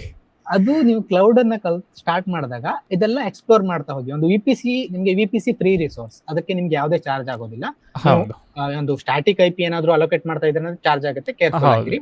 ಎಸ್ಪೆಷಲಿ ಅದನ್ನು ರಿಲೀಸ್ ಮಾಡೋದಿದ್ರೆ ಲೈಕ್ ಡಿಲೀಟ್ ಮಾಡಿದ ನಂತರ. ಮತ್ತೆ VPC ನೆಟ್ವರ್ಕ್ ಅಲ್ಲಿ ನೀವು ಪ್ರೈವೇಟ್ ಪಬ್ಲಿಕ್ ಈ ರೀತಿ ಆಟ ಆಡಿದ್ರೆ ಏನು ಪ್ರಾಬ್ಲಮ್ ಇಲ್ಲ. ಹಾಗಾಗಿ ಅದೇ ಮಂಜುನಾಥ್ ಅವ್ರು ಹೇಳಿದಾಗೆ ನೀವು ಕಂಪ್ಲೀಟ್ ಆಗಿ ಪ್ರಾಕ್ಟೀಸ್ ನ ಮೇಲೆ ಇರುತ್ತೆ. ಎಷ್ಟು ಪ್ರಾಕ್ಟೀಸ್ ಮಾಡ್ತೀರಾ ಅಷ್ಟು ಪರ್ಫೆಕ್ಟ್ ಆಗ್ತಾ ಹೋಗ್ತೀರಾ. ಸೊ ಮೇನ್ ಆಗಿ ಅದೇ ನೀವು ಹೇಳಿದೆ ಲಿನಕ್ಸ್ ಕಲಿಬೇಕು. ಇಫ್ ಲಿನಕ್ಸ್ ಕಲಿಯೋದಿದ್ರೆ ಅದು ಎಂತ ವರ್ಕ್ ಆಗ್ತದೆ ಅಂತಲೇ ಗೊತ್ತಾಗೋದಿಲ್ಲ. ಈಗ ಎಸ್ಪೆಷಲಿ ಈಗ ಅದು ಆ್ಯಪ್ ಪ್ಲಾಟ್ಫಾರ್ಮ್ಸ್ಗಳೆಲ್ಲ ಲೈಕ್ ಪಾಪ್ಯುಲರ್ ಆಗಿರೋದ್ರಿಂದ ಎಲ್ಲರೂ ಲೈಕ್ ಕೋಡ್ ಅಂತ ತಗೊಂಡು ಲೈಕ್ ಕ್ಲೌಡಿಗೆ ಡೈರೆಕ್ಟ್ ಡಿಪ್ಲಾಯ್ ಮಾಡಿ ಬಿಡ್ತಾರೆ. ಅವಾಗ ವರ್ಕಿಂಗ್ ಗೊತ್ತಿರೋದಿಲ್ಲ ಲೈಕ್ ಆಕ್ಚುಲ್ ಆಗಿ ಯಾವ ರೀತಿ ಆಗ್ತದೆ ಅಂತ. ಇವಾಗ ನೀವು ಚಾಟ್ GPT ಅಲ್ಲಿ ಏನೋ ಕೇಳಿದ್ರೆ ನಿಮ್ಗೆ ಅದು ಡೈರೆಕ್ಟ್ AWS CLI ಕಮಾಂಡ್ ಅನ್ನ ಕೊಡುತ್ತೆ. ನೀವು ಅದನ್ನ ಹೋಗಿ ರನ್ ಮಾಡಿದ್ರೆ ಡೈರೆಕ್ಟ್ ಆಗಿ ಕ್ರಿಯೇಟ್ ಆಗುತ್ತೆ. ಬಟ್ ನಿಮ್ಗೆ ಮ್ಯಾನುವಲ್ ಆಗಿ ಕ್ರಿಯೇಟ್ ಮಾಡ್ಲಿಕ್ಕೆ ಬರೋದಿಲ್ಲ, ಅಂದ್ರೆ ಆಟೋಮೇಟ್ ಮಾಡಿ ಯೂಸ್ ಇಲ್ಲ, ಮ್ಯಾನುವಲ್ ಆಗಿ ಗೊತ್ತಿರ್ಬೇಕಾಗುತ್ತೆ ಫಸ್ಟ್. ಹೌದು. ಇನ್ AWS ಲೈಕ್ ನಾವು ಆ್ಯಪ್ ಪ್ಲಾಟ್ಫಾರ್ಮ್ ಕ್ರಿಯೇಟ್ ಮಾಡ್ತೇವಲ್ಲ, ಅದು ಬಿಹೈಂಡ್ ದ ಸೀನ್ಸ್ ಆಕ್ಚುಲ್ ಆಗಿ EC2 ಅದೇ ಕ್ರಿಯೇಟ್ ಮಾಡ್ತಿರ್ತದ. ಹೌದೌದು, ಅಂದ್ರೆ ಅದು ಅಬ್ಸ್ಟ್ರಾಕ್ಟ್ ಆಗಿರ್ತದೆ ಅದು. ಅಂದ್ರೆ AWS ಅಲ್ಲಿ ಮಲ್ಟಿಪಲ್ ನಿಮ್ಗೆ ಈ ರೀತಿ ಸರ್ವಿಸ್ಗಳು ಸಿಗುತ್ತೆ. AWS ನ ಪ್ರಾಪರೇಟರಿ ಸರ್ವಿಸ್ ಅಂತ ಕರಿತೀವಿ ನಾವು ಅದನ್ನ. ಫಾರ್ ಎಕ್ಸಾಂಪಲ್ ನೀವು ಒಂದು Kubernetes ಕ್ಲಸ್ಟರ್ ನ ಲಾಂಚ್ ಮಾಡ್ಬೇಕಾದ್ರೆ ನಾರ್ಮಲ್ ಆಗಿ ನೀವು EKS ಕ್ಲಸ್ಟರ್ ನ ಲಾಂಚ್ ಮಾಡಬಹುದು ಅಲ್ಲಿ, ನೀವು ಎಷ್ಟು ನೋಡ್ಬೇಕು ಅದನ್ನೆಲ್ಲ. ಹಾಗೆ ನಿಮ್ಗೆ ಆಟೋ ಪೈಲಟ್ ಕ್ಲಸ್ಟರ್ ಸಹ ಸಿಗುತ್ತೆ ಅಲ್ಲಿ. AWS ಅಲ್ಲಿ ಫಾರ್ಗೆಟ್ ಅಂತ ಕರಿತೀವಿ ನಾವು. ಅಲ್ಲಿ ಏನಾಗುತ್ತೆ, ನೀವು ಎಷ್ಟು ನೋಡ್ಬೇಕು ಅಂತ ಮಾತ್ರ ಹೇಳ್ತೀರಾ, ಯಾವ ಮಿಷಿನ್ ಬೇಕು, ಸೈಜ್ ಬೇಕು, ಅಲ್ಲಿ ಎಷ್ಟು ನಂಬರ್ ಆಫ್ ಸೈಜ್ ಬೇಕು ಎಲ್ಲ AWS ಅಲ್ಲಿ ಡಿಸೈಡ್ ಮಾಡ್ತಾರೆ. ಆದ್ರೆ ಅದು ಸ್ವಲ್ಪ ಕಾಸ್ಟ್ಲಿ ಆಗಿರುತ್ತೆ, ಯಾಕಂದ್ರೆ ನಿಮ್ ಪರವಾಗಿ ಅವರೆಲ್ಲನ ಹ್ಯಾಂಡಲ್ ಮಾಡ್ತಾ ಇದ್ದಾರೆ. ಸೊ ನಿಮ್ಗೆ 2 ಆಪ್ಷನ್ ಇರುತ್ತೆ. ನೀವು ಮ್ಯಾನುವಲ್ ಆಗಿ EC2 ಕ್ರಿಯೇಟ್ ಮಾಡಬಹುದು, ಇಲ್ಲ ಮಂಜುನಾಥ್ ಅವ್ರು ಹೇಳಿದಾಗೆ ಅಪ್ಲಿಕೇಶನ್ ಪ್ಲಾಟ್ಫಾರ್ಮ್ ಕ್ರಿಯೇಟ್ ಮಾಡಬಹುದು. ಅಟ್ ದ ಬ್ಯಾಕ್ ಎಂಡ್ ಅಲ್ಲಿ ಅದು ಮತ್ತೆ EC2 ನ ಕ್ರಿಯೇಟ್ ಮಾಡ್ತಾ ಇರುತ್ತೆ. ಬಟ್ ನಮ್ಗೆ ಅದು ಕಾಣ್ತದ EC2 ಅವ್ರು ಕ್ರಿಯೇಟ್ ಮಾಡಿದ EC2 ಒಂದು ಸರ್ವಿಸ್ ಅಲ್ಲಿ ಕಾಣ್ತದೆ. ಅಂದ್ರೆ ನೀವೀಗ ಫಾರ್ಗೆಟ್ ಕ್ಲಸ್ಟರ್ ನ ಲಾಂಚ್ ಮಾಡಿದ್ರೆ ನೋಡ್ ಗ್ರೂಪ್ ಅಲ್ಲಿ ಹೋಗಿ ಚೆಕ್ ಮಾಡಿದ್ರೆ ನಿಮ್ಗೆ EC2 ರನ್ ಆಗ್ತಿರುವಂತದ್ದು ಕಾಣಿಸ್ತದೆ. ಕೆಲವೊಂದು ಸರ್ವಿಸ್ ಅಲ್ಲಿ ಅವರು ಹೈಡ್ ಮಾಡಿರ್ತಾರೆ. ಎಸ್ಪೆಷಲಿ ನಾವು ಕ್ಲೌಡ್ ಕಲಿಬೇಕಿದ್ರೆ ನಮಗೆ ಮ್ಯಾನ್ಯಲ್ ಆಗಿ ಕ್ರಿಯೇಟ್ ಮಾಡಿಕೊಂಡೇ ಕಲಿಬೇಕಾಗ್ತದೆ. ಇಲ್ಲದ್ರೆ ಅಪ್ಲಿಕೇಶನ್ ಡೈರೆಕ್ಟ್ ಲಾಂಚ್ ಮಾಡೋದು ಅದೆಲ್ಲ ಡೆವಲಪರ್ಸ್ಗಳು ಮಾಡ್ತಾರೆ. ಆಟೋ ಪೈಲಟ್ ಮಾಡಲ್ ನಿಮ್ಗೆ ತುಂಬಾ ಸರ್ವಿಸ್ ಸಿಗುತ್ತೆ, ಅದು ಕಾಸ್ಟ್ಲಿ ಸಹ. ಮತ್ತೆ ನೀವು ಫ್ರೀ ಟೈರ್ ಅಕೌಂಟ್ ನ ಕ್ರಿಯೇಟ್ ಮಾಡ್ತಾ ಇದ್ರೆ ನೆನ್ಪಿಟ್ಕೊಳ್ಳಿ, ನಿಮ್ಗೆ ಯಾವ್ದು ಆಟೋ ಪೈಲಟ್ ಸರ್ವಿಸ್ ಫ್ರೀ ಇರಲ್ಲ. ಅದೆಲ್ಲ ಕಾಸ್ಟ್ಲಿ ಸರ್ವಿಸ್. ಅಂದ್ರೆ ನೀವು ನೋಡ್ಕೋಬೇಕು, ಈಗ ಫ್ರೀ ಟೈರ್ ಬರ್ತಾ ಇದೆ ಅಂದ್ರೆ ಯಾವ ಸರ್ವಿಸ್ ಫ್ರೀ ಇದೆ ಅಂತ. ನೀವು ಫ್ರೀ ಇಲ್ಲದೆ ಇರೋ ಸರ್ವಿಸ್ ನ ಲಾಂಚ್ ಮಾಡಿದ್ರೆ ಚಾರ್ಜ್ ಆಗುತ್ತೆ, ಅವಾಗ ಬಿಲ್ ಬರ್ತದೆ. ಕೋಡಿಂಗ್ ನಾಲೆಜ್ ಬೇಕಾ ಲೈಕ್ ನಮ್ಗೆ ಕ್ಲೌಡ್ ಹೋಗ್ಬೇಕಿದ್ರೆ? ಕೋಡಿಂಗ್ ನಾಲೆಜ್ ನ ಬಗ್ಗೆ ಮಾತಾಡೋದಾದ್ರೆ ನಿಮ್ಗೆ ಕಂಪ್ಲೀಟ್ ಆಗಿ ಡೇಟಾ ಸ್ಟ್ರಕ್ಚರ್ ಅಲ್ಗೋರಿಥಮ್ ನ ಯಾರು ಕೇಳೋದಿಲ್ಲ ಕ್ಲೌಡ್ ಇದ್ರಲ್ಲಿ. ಆದ್ರೆ ನಿಮ್ಗೆ ಬೇಸಿಕ್ ಅಂಡರ್ಸ್ಟ್ಯಾಂಡಿಂಗ್ ಇದ್ರೆ ತುಂಬಾ ಹೆಲ್ಪ್ ಆಗುತ್ತೆ. ಏನಕ್ಕಂದ್ರೆ ನೀವೊಂದು ಸ್ಕ್ರಿಪ್ಟಿಂಗ್ ನ ಬರಿತಿದ್ದೀರಾ, ಒಂದು ಆಟೋಮೇಶನ್ ನ ಬರಿತಾ ಇದ್ದೀರಾ ಅಂದ್ರೆ ನಿಮ್ಗೆ ಆ ಒಂದು ನಾಲೆಜ್ ಇರೋದ್ರಿಂದ ಹೇಗೆ ಫಂಕ್ಷನ್ ವರ್ಕ್ ಆಗುತ್ತೆ, ಹೇಗೆ ವೇರಿಯೇಬಲ್ಸ್ ವರ್ಕ್ ಆಗುತ್ತೆ, ಹೇಗೆ ಲೂಪ್ ವರ್ಕ್ ಆಗುತ್ತೆ. ನೀವೀಗ ಇವಾಗ ಕರೆಂಟ್ ಆಗಿ ನೀವು ಯಾವ್ದೇ ಒಂದು ಕ್ಲೌಡ್ ಇಂಜಿನಿಯರ್ ಆಗಿ ಒಂದು ಕಂಪ್ನಿ ಜಾಯ್ನ್ ಆಗ್ತಾ ಇದ್ದಾರೆ ಅಂದ್ರೆ ಯಾರು ಮ್ಯಾನುವಲ್ ಆಗಿ ಲಾಂಚ್ ಮಾಡೋದಿಲ್ಲ, ಟೆರಾಫಾರ್ಮ್ ಯೂಸ್ ಮಾಡ್ತಾರೆ, ಇಲ್ಲ ಯಾವ್ದೋ ಒಂದು ಟೂಲ್ ನ ಯೂಸ್ ಮಾಡ್ತಾರೆ. ಟೆರಾಫಾರ್ಮ್ ಮೋಸ್ಟ್ಲಿ ಎಲ್ಲರೂ ಯೂಸ್ ಮಾಡುವುದು. ಅಲ್ಲಿ ನಿಮ್ಗೆ ಕೋಡಿಂಗ್ ನಾಲೆಜ್ ಇದೆ ಅಂದ್ರೆ ಡಿಬಗ್ ಮಾಡುವಂತದೆಲ್ಲ ತುಂಬಾ ಈಸಿ. ಹಾಗಾಗಿ ಸ್ಕ್ರಿಪ್ಟಿಂಗ್ ಲೆವೆಲ್ ನಿಮ್ಗೆ ಬೇಸಿಕ್ ಏನೇನ್ ಗೊತ್ತಿರಬೇಕು, ಫಂಕ್ಷನ್, ಲೂಪ್ಸ್, ಅದೇ ರೀತಿ ಇಫ್ ಎಲ್ಸ್ ಕಂಡೀಷನ್ಸ್ ಆಗಿರ್ಬೋದು, ಅಷ್ಟೊಂದು ನಾಲೆಜ್ ತುಂಬಾ ಎನಫ್ ಅಂತ ಅನ್ಕೊಂತ ನಿಮ್ಗೆ ಪ್ರಾಪರ್ ಕೋಡಿಂಗ್ ಗೊತ್ತಿದೆ ಅಂದ್ರೆ ಅದು ಅಡ್ವಾಂಟೇಜ್ ಆಗುತ್ತೆ ನಿಮ್ಗೆ. So at the moment software ಅಲ್ಲ, ಕ್ಲೌಡ್ ಇಂಜಿನಿಯರ್ ಇದ್ದಾರಲ್ಲ ಅವರಿಗೆ ಕೋಡಿಂಗ್ ನಾಲೆಜ್ ಬೇಕೇ ಬೇಕು. ಯಾಕಂದ್ರೆ ಎಲ್ಲ ಪ್ಲಾಟ್ಫಾರ್ಮ್ ಆಸ್ ಎ ಸರ್ವಿಸ್ ಅಲ್ಲೇ ಲಾಂಚ್ ಮಾಡೋದು, ಎಲ್ಲ ಡಾಕರ್ ಅಂತದ್ ಇಂಥದ್ರಲ್ಲೆಲ್ಲ ಲಾಂಚ್ ಮಾಡೋದು ಎಕ್ಸ್ಪೆಕ್ಟ್ ಮಾಡ್ತಾರೆ. ಅಂದ್ರೆ ನಿಮ್ಗೆ ಒಂದು ಬೇಸಿಕ್, ಅವರು ನಿಮ್ಗೆ ಕೋಡ್ ಸ್ಕ್ರಾಚ್ ಇಂದ ಬರೆಯಕ್ ಬಂದಿಲ್ಲ ಅಂದ್ರು ಒಂದು ಕೋಡ್ ಸ್ನಿಪ್ಪೆಟ್ ನ ತೋರಿಸಿದಾಗ ನಿಮ್ಗೆ ಅದನ್ನ ರೀಡ್ ಮಾಡ್ಲಿಕ್ಕೆ ಬರ್ಬೇಕು, ಲಾಜಿಕ್ ಎಲ್ಲಿಂದ ಎಲ್ಲಿಗೆ ಹೋಗ್ತಾ ಇದೆ ಅಂತ ನಿಮ್ಗೆ ಹೇಳಲಿಕ್ಕೆ ಬರ್ಬೇಕು. ಅದು ಹೌದು, ಕಂಪ್ಲೀಟ್ ಡೆವಲಪರ್ ಆಗ್ಬೇಕಂತ ಇಲ್ಲ, but programming basics, problem solving knowledge. Night ಅಲ್ಲಿ ಏನೋ ಒಂದು ಪ್ರೊಡಕ್ಷನ್ ಅಲ್ಲಿ ಡೌನ್ ಆಯ್ತು ಅಂತ ಅನ್ಕೊಳ್ಳಿ, ಅವಾಗ ನಿಮ್ಗೆ ಒಂದು ಬೇಸಿಕ್ ಸ್ಕ್ರಿಪ್ಟ್ ನ ಓದ್ಲಿಕ್ಕೆ ಬಂದಿಲ್ಲ ಅಂದ್ರೆ ಮತ್ತೆ ನೀವು ಡೆವಲಪರ್ ನ ಕರಿಬೇಕು ಟ್ರಬಲ್ ಶೂಟಿಂಗ್. ಸೊ ಅದರಿಂದ ಎಕ್ಸ್ಪೆಕ್ಟ್ ಮಾಡ್ತಾರೆ ಇವಾಗ ನಾಲೆಜ್ ಬೇಕೇ ಬೇಕು ಕೋಡಿಂಗ್ ಇದು ಅಲ್ಲ. ಸೊ ಕ್ಲೌಡ್ ಸರ್ಟಿಫಿಕೇಶನ್ಸ್ಗಳು ಆಸ್ ಎ ಬಿಗಿನರ್ ವರ್ತಾ? ಲೈಕ್ ಸರ್ಟಿಫಿಕೇಶನ್ಗಳು ಅಡ್ವಾಂಟೇಜ್ ಅಂತ ಹೇಳ್ಬೋದು. ಅಂದ್ರೆ ನೀವೀಗ ಇಬ್ರು ಇಂಟರ್ವ್ಯೂನ ಕೊಡ್ತಾ ಇದ್ದಾರೆ, ಅವಾಗ ಒಬ್ಬರ ಹತ್ರ ಸರ್ಟಿಫಿಕೇಟ್ ಇದೆ, ಒಬ್ಬರ ಹತ್ರ ಇಲ್ಲ ಅಂದ್ರೆ, ಬಟ್ ನಿಮ್ಗೆ ಪ್ರಾಕ್ಟಿಕಲ್ ನಾಲೆಜ್ ಇಬ್ರಿಗೂ ಇರಬೇಕು. ನಿಮ್ಗೆ ಪ್ರಾಕ್ಟಿಕಲ್ ಆಗಿ ಇಂಟರ್ವ್ಯೂನ ಕ್ರ್ಯಾಕ್ ಮಾಡಕ್ ಬಂದಿಲ್ಲ ಅಂದ್ರೆ ಸರ್ಟಿಫಿಕೇಶನ್ ಎಲ್ಲೂ ಹೆಲ್ಪ್ ಆಗೋದಿಲ್ಲ. ಆದ್ರೆ ನಿಮ್ಮ ಹತ್ರ ಸರ್ಟಿಫಿಕೇಶನ್ ಇದೆ, ನಿಮ್ಗೆ ನಾಲೆಜು ಇದೆ ಅಂದ್ರೆ ಅದೊಂದು ಅಡ್ವಾಂಟೇಜ್ ಆಗಿ ವರ್ಕ್ ಆಗುತ್ತೆ. ಬಿಟ್ರೆ ಅದು ನಿಮ್ಗೆ ಬೇಕೇ ಬೇಕು ಅನ್ನೋ ಇದೇನಿಲ್ಲ. ನಿಮ್ಗೆ ಆಲ್ರೆಡಿ ಪ್ರಾಕ್ಟಿಕಲ್ ಆಗಿ ಗೊತ್ತು ಅಂದ್ರೆ ಇವಾಗ ತುಂಬಾ ಪ್ಲಾಟ್ಫಾರ್ಮ್ ಅಲ್ಲಿ ನಿಮ್ಗೆ ಆಫರ್ ಎಲ್ಲ ತುಂಬಾ ಸಿಗುತ್ತೆ. ಫಸ್ಟ್ ಪ್ರಾಕ್ಟಿಕಲ್ ಆಗಿ ಪ್ರಾಕ್ಟೀಸ್ ಮಾಡಿ, ಪ್ರಾಪರ್ ನಾಲೆಜ್ ಅನ್ನ ತಗೊಳ್ಳಿ, ನಂತರ ಬೇಕಾದ್ರೆ ಸರ್ಟಿಫಿಕೇಟ್ ನ ಆಫ್ ಮಾಡ್ಬೋದು. ಹೇಗೆ ಕಷ್ಟ ಇರ್ತದ ಸರ್ಟಿಫಿಕೇಶನ್ಸ್ಗಳು? ಇದು ಇಲ್ಲ ಅಂದ್ರೆ ಇವಾಗಿನ ಇದ್ರಲ್ಲಿ ಕೇಳೋದಾದ್ರೆ ಯೂಶುವಲಿ ಎಲ್ಲಾ ಕ್ಲೌಡ್ ಸರ್ಟಿಫಿಕೇಟ್ಗಳು ನಿಮ್ಗೆ ಮಲ್ಟಿಪಲ್ ಚಾಯ್ಸ್ ಅಲ್ಲಿ ಇರ್ತದೆ. ನೀವು ಆಲ್ರೆಡಿ ಪ್ರಾಕ್ಟೀಸ್ ಮಾಡಿದಿರಾ ಅಂದ್ರೆ ಡೆಡ್ ಈಸಿ ಅಂತಾನೆ ಹೇಳ್ಬೋದು. ಅದು ಬಿಗಿನರ್ ಲೆವೆಲ್. ನೀವು ಆರ್ಕಿಟೆಕ್ಟ್ ಲೆವೆಲ್, ಪ್ರೊಫೆಷನಲ್ ಲೆವೆಲ್ ಹೋಗ್ತಾ ಇದ್ದೀರಾ ಅಂದ್ರೆ ಅಲ್ಲಿ ನಿಮ್ಗೆ ಪ್ರಾಪರ್ ಆಗಿ ಕ್ವಶನ್ ಗಳನ್ನ ಕೇಳ್ತಾರೆ, ಸಿನಾರಿಯೋ ಬೇಸ್ ಕ್ವಶನ್ ಗಳನ್ನ. ಬಟ್ ಅಸೋಸಿಯೇಟ್ ಲೆವೆಲ್ ಎಲ್ಲ ನಿಮ್ಗೆ ನಾಲೆಜ್ ಇದೆ ಅಂದ್ರೆ ಈಸಿಲಿ. ಅಂತ ಅಡ್ವಾನ್ಸ್ ಲೆವೆಲ್ ಎಲ್ಲ ಯಾವಾಗ ಇಂಪಾರ್ಟೆಂಟ್? ಲೈಕ್ ಯಾವ ಟೈಪ್ ಇದು ಜಾಬ್ ಕ್ರ್ಯಾಕ್ ಮಾಡ್ಲಿಕ್ಕೆ? ಈಗ ಒಂದು 4 ರಿಂದ 5 ವರ್ಷ ಕಂಪ್ನಿಲಿ ಕೆಲಸ ಮಾಡಿದೀರಾ ಒಂದು ಕ್ಲೌಡ್ ಇದ್ರ ಮೇಲೆ ಅಂದ್ರೆ, ನೀವೀಗ ಒಂದು ಮ್ಯಾನೇಜ್ಮೆಂಟ್ ಪೊಸಿಷನ್ಗೆ ಹೋಗ್ತಾ ಇದೀರಾ, ಆರ್ಕಿಟೆಕ್ಟ್ ಅಥವಾ ಅಸೋಸಿಯೇಟ್ ಆರ್ಕಿಟೆಕ್ಟ್ ಲೆವೆಲ್ಗೆ ಹೋಗ್ತಾ ಇದೀರಾ ಅಂದ್ರೆ, ಅವಾಗ ನಿಮ್ಗೆ ಒಂದು ಸರ್ಟಿಫಿಕೇಟ್ ನಿಮ್ಮನ್ನ ಸೆಲ್ಫ್ ಎವ್ಯಾಲ್ಯೂಯೇಟ್ ಮಾಡ್ಕೊಳ್ಳಿಕ್ಕೆ ಹೆಲ್ಪ್ ಆಗುತ್ತೆ. ಮತ್ತೆ ಒಂದು ರೆಕಗ್ನಿಷನ್ ಸಹ ಕೊಡುತ್ತೆ. ಒಂದು ಪ್ರೊಫೆಷನಲ್ ಸರ್ಟಿಫಿಕೇಟ್ ಇದೆ ಅಂದ್ರೆ ಆ ಒಂದು ವ್ಯಾಲ್ಯೂ ನಿಮ್ಗೆ ಗೊತ್ತಾಗುತ್ತೆ. ಇನ್ನೊಂದು ಸಹ, ನೀವೀಗ ಏನೋ ಒಂದು ಇವಾಗ ಗೊತ್ತು ಅಂದ್ರೆ ನಿಮ್ಗೆ ಕ್ವಶನ್ ಪೇಪರ್ ಆನ್ಸರ್ ಎಲ್ಲ ಕಡೆ ಸಿಗುತ್ತೆ. ನಿಮೀಗ ಒಂದು 2 year ಎಕ್ಸ್ಪೀರಿಯನ್ಸ್ ಅಲ್ಲಿ ಪ್ರೊಫೆಷನಲ್ ಸರ್ಟಿಫಿಕೇಟ್ ಮಾಡ್ಕೊಂಡ್ರೆ ಅದು ನೆಗೆಟಿವ್ ಆಗಿ ಸಹ ಎಫೆಕ್ಟ್ ಆಗುತ್ತೆ ಇಂಟರ್ವ್ಯೂ ಅಲ್ಲಿ. ಅವ್ರು ಪ್ರೊಫೆಷನಲ್ ಅಂತ ನೋಡಿದ ತಕ್ಷಣ ಪ್ರೊಫೆಷನಲ್ ಲೆವೆಲ್ ಕ್ವಶನ್ ನ ಕೇಳಲಿಕ್ಕೆ ಸ್ಟಾರ್ಟ್ ಮಾಡ್ತಾರೆ. ಡೈರೆಕ್ಟ್ ಆಗಿ ಬರುತ್ತೆ ಕ್ವಶನ್, ಹಾಗಾದ್ರೆ ನೀನ್ ಪ್ರೊಫೆಷನಲ್ ಸರ್ಟಿಫಿಕೇಟ್ ಹೇಗೆ ಕ್ಲಿಯರ್ ಮಾಡಿದ್ಯಾ ಅಂತ. ಹಾಗಾಗಿ ನೆಗೆಟಿವ್ ಆಗಿ ಆಗೋ ಚಾನ್ಸಸ್ ಸಹ ಇರುತ್ತೆ. ಕರೆಕ್ಟ್, ನಿಮಗೆ ರಿಕ್ವೈರ್ಮೆಂಟ್ ಇದ್ರೆ ಮಾತ್ರ ಅದನ್ನು ಮಾಡಿ, ಇಲ್ಲದಿದ್ರೆ ಲೈಕ್ ಮಾಡುವ ಅಗತ್ಯ ಇಲ್ಲ. ಅಸೋಸಿಯೇಟ್ ಲೆವೆಲ್, ಬೇಸಿಕ್ ಲೆವೆಲ್ ಅಲ್ಲಿ ಮಾಡಬಹುದು. ಅದು ಮೇನ್ಲಿ ಬೇಸಿಕ್ ಲೆವೆಲ್ ಅಲ್ಲಿ ಅಂತ ಹೇಳಿದ್ರೆ ಎಂತ ಸರ್ವಿಸ್ ಇರ್ತದೆ, ಅದು ಎಲ್ಲಿ ಯೂಸ್ ಆಗ್ತದೆ, ಲೈಕ್ ಅದೇ ಎಕ್ಸಾಮ್ಸ್ಗಳಲ್ಲ. ಲೈಕ್ ಅದು ಇಲ್ಲದಿದ್ರು ಸಹ ಎಲ್ಲರಿಗೂ ಗೊತ್ತಿರಲೇಬೇಕು. ಲೈಕ್ ಅದು ಗೊತ್ತಿರಲೇಬೇಕಾಗುತ್ತೆ. ಇವಾಗ ಕ್ಲೌಡ್ ಇಂಜಿನಿಯರ್ ಆಗಬೇಕಿದ್ರೆ ಲೈಕ್ ಎಂಥ ಇಂಪಾರ್ಟೆಂಟ್ ಸ್ಕಿಲ್ಸ್ಗಳನ್ನು ಕಲಿಬೇಕು? ಎಸ್ಪೆಷಲಿ ನಮಗೀಗ ಕಾಲೇಜಲ್ಲೆಲ್ಲ ಲೈಕ್ ಆ ಸ್ಕಿಲ್ಸ್ಗಳು ಕಲಿಸೋದಿಲ್ಲ, ಅವ್ರು ಜಸ್ಟ್ ಥಿಯರಿಗಳನ್ನು ಕಲಿಸ್ತಾರೆ. ನಾವು ಆ್ಯಕ್ಚುಲಾಗಿ ಎಂಥ ಸ್ಕಿಲ್ಲನ್ನು ಕಲಿಬೇಕು ಆ್ಯಸ್ ಎ ಇಂಟರ್ವ್ಯೂ ಅಟೆಂಡ್ ಆಗಿ, ಲೈಕ್ ಪ್ರೊಫೆಷ್ನಲ್ ಎನ್ವೈರ್ಮೆಂಟಲ್ಲಿ ವರ್ಕ್ ಮಾಡಬೇಕಿದ್ರೆ? ಹೌದು, ಕ್ಲೌಡ್ ಇಂಜಿನಿಯರ್ ನಾನು ಮೊದಲೇ ಸಹ ಒಂದ್ಸಲ ಹೇಳಿದೆ, ನಿಮಗೆ ಪ್ರಾಪರ್ ಆಗಿ ನೆಟ್ವರ್ಕಿಂಗ್ ಅನ್ನೋದು ಗೊತ್ತಿರಬೇಕು, ಜೊತೆಗೆ ಲೈನಕ್ಸ್ ಇದು ತುಂಬಾ ಇಂಪಾರ್ಟೆಂಟ್. ಜೊತೆಗೆ ನೀವು ಸ್ಕ್ರಿಪ್ಟಿಂಗ್ ಏನ್ ಕಲಿತೀರಾ ಅಂದ್ರೆ ಪೈಥಾನ್ ಸ್ಕ್ರಿಪ್ಟಿಂಗ್ ಅಂದ್ರೆ ಬೇಸಿಕ್ ನಿಮ್ಗೆ ಕೋಡಿಂಗ್ ಅಂಡರ್ಸ್ಟ್ಯಾಂಡಿಂಗ್ ಅಂತೂ ಕಾಲೇಜಲ್ಲಿ ಕೊಡ್ತಾರೆ, ಅಂದ್ರೆ ಲ್ಯಾಬ್ ಇರುತ್ತೆ, ಹಾಗಾಗಿ ನಿಮ್ಗೆ ಫ್ಲೋ ಗೊತ್ತಿರುತ್ತೆ. ಆದ್ರೆ ನೆಟ್ವರ್ಕಿಂಗ್ ನ ಬಗ್ಗೆ ಸ್ವಲ್ಪ ಜಾಸ್ತಿ ಫೋಕಸ್ ಮಾಡಿ. ಅದು ಏನಕ್ಕಂದ್ರೆ ಒಂದು ಕ್ಲೌಡ್ ಅಲ್ಲಿ ನೆಟ್ವರ್ಕಿಂಗ್ ಒಂಥರ ಬ್ಯಾಕ್ ಬೋನ್ ಇದ್ದಾಗೆ. ನಿಮ್ಗೆ ನೆಟ್ವರ್ಕಿಂಗ್ ಗೊತ್ತಿಲ್ಲ ಅಂದ್ರೆ ಉಳಿದಿರೋ ಸರ್ವಿಸ್ ನ ಕನೆಕ್ಟ್ ಮಾಡುವಂತ ತುಂಬಾ ಕಷ್ಟ. ಹಾಗಾಗಿ ಅದನ್ನ ಬಿಟ್ರೆ ಲೈನಕ್ಸ್ ಬೇಕೇ ಬೇಕಾಗುತ್ತೆ, ಯಾಕಂದ್ರೆ ಆಲ್ಮೋಸ್ಟ್ ನೀವು ಏನ್ ಸರ್ವರ್ ನ ರನ್ ಮಾಡ್ತೀರಾ ಆಲ್ಮೋಸ್ಟ್ ಲೈನಕ್ಸ್ ರನ್ ಮಾಡ್ತೀರಾ. ವಿಂಡೋಸ್ ಎಲ್ಲ ಅಷ್ಟು ರಿಕ್ವೈರ್ಮೆಂಟ್ ಬಂದಾಗ ಮಾತ್ರ. ಹಾಗಾಗಿ ಲೈನಕ್ಸ್. ಅದನ್ನ ಬಿಟ್ರೆ ನೀವು ಕಾಲೇಜಲ್ಲಿ ಇರ್ಬೇಕಾದ್ರೆ ಈ ರೀತಿ ಫ್ರೀ ಟೈರ್ ಅಕೌಂಟ್ ನ ಕ್ರಿಯೇಟ್ ಮಾಡ್ಕೊಂಡು ಪ್ರಾಕ್ಟೀಸ್ ಮಾಡ್ತಾ ಹೋಗಿ. ನಿಮ್ಗೆ ಲೈನಕ್ಸ್ ಪ್ರಾಕ್ಟೀಸ್ ಮಾಡಕ್ಕೆ ಒಂದು ಪ್ಲೇ ಗ್ರೌಂಡ್ ಸಿಗುತ್ತೆ, ನೆಟ್ವರ್ಕಿಂಗ್ ಅನ್ನು ನಿಮ್ಗೆ ಪ್ರಾಕ್ಟೀಸ್ ಮಾಡ್ಲಿಕ್ಕೆ ಒಂದು ಪ್ಲೇ ಗ್ರೌಂಡ್ ಸಿಗುತ್ತೆ ಅಲ್ಲಿ. ಸೊ ಇದು ಮೋಸ್ಟ್ ಇಂಪಾರ್ಟೆಂಟ್ ಸ್ಕಿಲ್ ಅಂತ ಹೇಳ್ಬೋದು, ನೆಟ್ವರ್ಕಿಂಗ್, ಲೈನಕ್ಸ್, ಕೋಡಿಂಗ್ ಬೇಸಿಕಲಿ ಅದೇ ಪ್ರೋಗ್ರಾಮಿಂಗ್ ನಾಲೆಜ್ ಮತ್ತೆ ಲಿನಕ್ಸ್ ಇದು ನಾಲೆಜ್ ಮತ್ತೆ ನೆಟ್ವರ್ಕಿಂಗ್ ನಾಲೆಜ್, ಈ ಮೂರು ಕರೆಕ್ಟ್ ಆಗಿ ಕಲಿಬೇಕಾಗ್ತದೆ. ಇದೆಲ್ಲ ಐ ಥಿಂಕ್ BCA ಇಂಜಿನಿಯರಿಂಗ್ ಅಲ್ಲಿ ಕವರ್ ಆಗಿರ್ತದೆ, ಜಸ್ಟ್ ನಮ್ಗೆ ಗೊತ್ತಿರೋದಿಲ್ಲ ಲೈಕ್ ಅದು ಕ್ಲೌಡ್ ಅಲ್ಲಿ ಯೂಸ್ ಆಗ್ತದೆ ಅಂತೇಳಿ. ಪ್ರಾಕ್ಟಿಕಲ್ ಆಗಿ ನೀವು ನೆಟ್ವರ್ಕಿಂಗ್ ಎಲ್ಲ ಅಷ್ಟೊಂದು ವರ್ಕ್ ಮಾಡಿರಲ್ಲ, ಸೈಡರ್ ರೇಂಜ್ ಡಿವೈಡ್ ಮಾಡುವಂತದ್ದಾಗಿರ್ಬೋದು, ಅಸೈನ್ ಮಾಡುವಂಥದ್ದು. ಸೊ ನೀವು ಒಂದ್ಸಲ ಪ್ರಾಕ್ಟೀಸ್ ಮಾಡಕ್ ಸ್ಟಾರ್ಟ್ ಮಾಡಿದಾಗ ಕ್ಲೌಡ್ ಅಲ್ಲಿ ಈಸಿಯಾಗಿ ಅರ್ಥ ಆಗುತ್ತೆ. ಮತ್ತೆ ಈವನ್ ಐ ಥಿಂಕ್ ಕ್ಲೌಡ್ ಇದು ಪ್ರೈಸಿಂಗ್ ಕ್ಯಾಲ್ಕುಲೇಟ್ ಮಾಡೋದು ಐ ಥಿಂಕ್ ಅದು ಸಹ ಸ್ಕಿಲ್ ಒಂದು ಗೊತ್ತಿರಬೇಕು ಮೋಸ್ಟ್ಲಿ. ಅದು ಇವಾಗ ಬೇಕಾಗ್ತದೆ. ಇವಾಗಿನ ಮಾರ್ಕೆಟ್ ಅಲ್ಲಿ ಕ್ಲೌಡ್ ಕಾಸ್ಟ್ ತುಂಬಾ ಇಂಪಾರ್ಟೆಂಟ್. ನಿಮ್ಗೆ ಬೈ ಡಿಫಾಲ್ಟ್ ಆಗಿ AWS ಅಲ್ಲಿ ಅವರ ಕ್ಲೌಡ್ ಕಾಸ್ಟ್ ಕ್ಯಾಲ್ಕುಲೇಟರ್ ನ ಕೊಡ್ತಾರೆ. ಅದು pay as you go model. ಅಂದ್ರೆ ನಿಮ್ಗೆ ಈ ಸರ್ವಿಸ್ ಅಲ್ಲಿ ನಿಮ್ಗೆ ಪರ್ ಸೆಕೆಂಡ್ ಬಿಲ್ಲಿಂಗ್ ಆಗುತ್ತೆ, ಕೆಲವೊಂದ್ ಕಡೆ per hour, mostly per second billing ಇರುತ್ತೆ. ಅದ್ರ ಮೇಲೆ ನೀವು ಯಾವ ಮಿಷಿನ್ ಫ್ಯಾಮಿಲಿನ ಸೆಲೆಕ್ಟ್ ಮಾಡ್ತೀರಾ, ಎಷ್ಟು ರಿಸೋರ್ಸ್ ನ ಸೆಲೆಕ್ಟ್ ಮಾಡ್ತೀರಾ, ಅಲ್ಲಿ ನೀವು ಸೆಲೆಕ್ಟ್ ಮಾಡ್ಬಿಟ್ಟು ಇಷ್ಟು ಬಿಲ್ ಆಗುತ್ತೆ. ಹಾಗೆ ಸಹ ನೀವು ಡೇಟಾನ ಸ್ಟೋರ್ ಮಾಡ್ತಾ ಇದ್ದೀರಾ ಅಂದ್ರೆ ಅದಕ್ಕೆ ಎಷ್ಟು ಬಿಲ್ ಆಗುತ್ತೆ. ಅದೇ ರೀತಿ ಆ ಒಂದು ಡೇಟಾನ ಎಕ್ಸೆಸ್ ಮಾಡ್ತಾ ಇದ್ದೀರಾ ಅಂದ್ರೆ ಎಗ್ರೆಸ್ ಕಾಸ್ಟ್ ಅಂತ ಕರಿತೀವಿ, ಅದಕ್ಕೆ ಎಷ್ಟು ಬಿಲ್ ಆಗುತ್ತೆ. ಈ ರೀತಿ ಮಲ್ಟಿಪಲ್ ಕಾಸ್ಟ್ ಇರುತ್ತೆ. ಅದು ಒಂದ್ಸಲ ತುಂಬಾ ಇಂಪಾರ್ಟೆಂಟ್, ನೀವು ಅದನ್ನ ಎಕ್ಸ್ಪ್ಲೋರ್ ಮಾಡ್ಬೋದು. ಸೊ ಆ ರೀತಿ ಕಾಸ್ಟಿಂಗ್ ಸಹ ಇಂಪಾರ್ಟೆಂಟ್, ಎಂತಕಂದ್ರೆ ಬಿಸ್ನೆಸ್ಸಿಗೆ ಕಾಸ್ಟ್ ಕ್ಯಾಲ್ಕುಲೇಟ್ ಮಾಡ್ಲಿಕ್ಕೆ ಆಗದಿದ್ರೆ ಫುಲ್ ಪ್ರಾಬ್ಲಮ್ ಆಗ್ತದೆ ಅವರಿಗೆ. ಅದೇ ಎಸ್ಪೆಷಲಿ ಕ್ಲೌಡ್ ಬಿಲ್ಸ್ ಎಲ್ಲ ಮಿಲಿಯನ್ಸ್ ಅಲ್ಲಿ ಇರುದಲ್ಲ ಲೈಕ್ ಕಂಪನೀಸ್ಗಳಿಗೆ. ಕ್ಲೌಡ್ ಕಾಸ್ಟಿಂಗ್ ತುಂಬಾ ಇಂಪಾರ್ಟೆಂಟ್ ಇವಾಗ. ಹೌದು, ಕೆಲವು ಸರಿ ಲೈಕ್ ಈಗ ಹ್ಯಾಕ್ ಎಲ್ಲ ಆಗುವಾಗ ಕ್ಲೌಡ್ ಬಿಲ್ ತುಂಬಾ ಹೆಚ್ಚು ಬರ್ಲಿಕ್ಕೆ ಸ್ಟಾರ್ಟ್ ಆಗ್ತದೆ, ಅದೆಲ್ಲ ಅವಾಯ್ಡ್ ಮಾಡೋದು. ತುಂಬಾ ಜನಕ್ಕೆ ಒಂದು ಹೆಂಗಿರುತ್ತೆ ಅಂದ್ರೆ, ಫಾರ್ ಎಕ್ಸಾಂಪಲ್ ಒಂದು ಎಕ್ಸಾಂಪಲ್ ನ ಕೊಡ್ತೀನಿ, ನಮ್ಗೆ ಎಕ್ಸ್ಪೀರಿಯನ್ಸ್ ಆಗಿರೋದು ಪ್ರೀವಿಯಸ್ ಕಂಪನಿಯಲ್ಲಿ. ನಾವು ಡೇಟಾನ ಸ್ಟೋರ್ ಮಾಡ್ತೀವಿ, ಅಂದ್ರೆ TBs ಆಫ್ ಡೇಟಾನ S3 ಬಕೆಟ್ ಅಲ್ಲಿ ಸ್ಟೋರ್ ಮಾಡ್ತೀವಿ.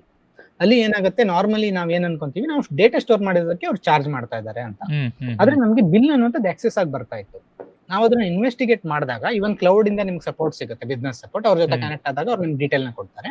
ನಾವು ಅದನ್ನ ಹೋಗಿ ಚೆಕ್ ಮಾಡಿದಾಗ ಅದು ಎಗ್ರೆಸ್ ಕಾಸ್ಟ್ ಆಗಿತ್ತು. ಅಂದ್ರೆ ಅಲ್ಲಿ ಏನ್ ಮಾಡ್ತಾ ಇದ್ರು, MDM ಡಿವೈಸ್ ಮ್ಯಾನೇಜ್ಮೆಂಟ್ ಸಾಫ್ಟ್ವೇರ್ ಆಗಿತ್ತು. ಅಂದ್ರೆ ನಾನೀಗ ಒಂದು 500 MB ಫೈಲ್ ನನ್ನ ಇದ್ರಲ್ಲಿ ಇಟ್ಟಿದ್ರಿ ಅಂದ್ರೆ ಪರ್ಫಾರ್ಮೆನ್ಸ್ ಟೆಸ್ಟಿಂಗ್ ನ ಮಾಡ್ತಾರೆ ಪರ್ಫಾರ್ಮೆನ್ಸ್ ಟೀಮ್ ಅವರು.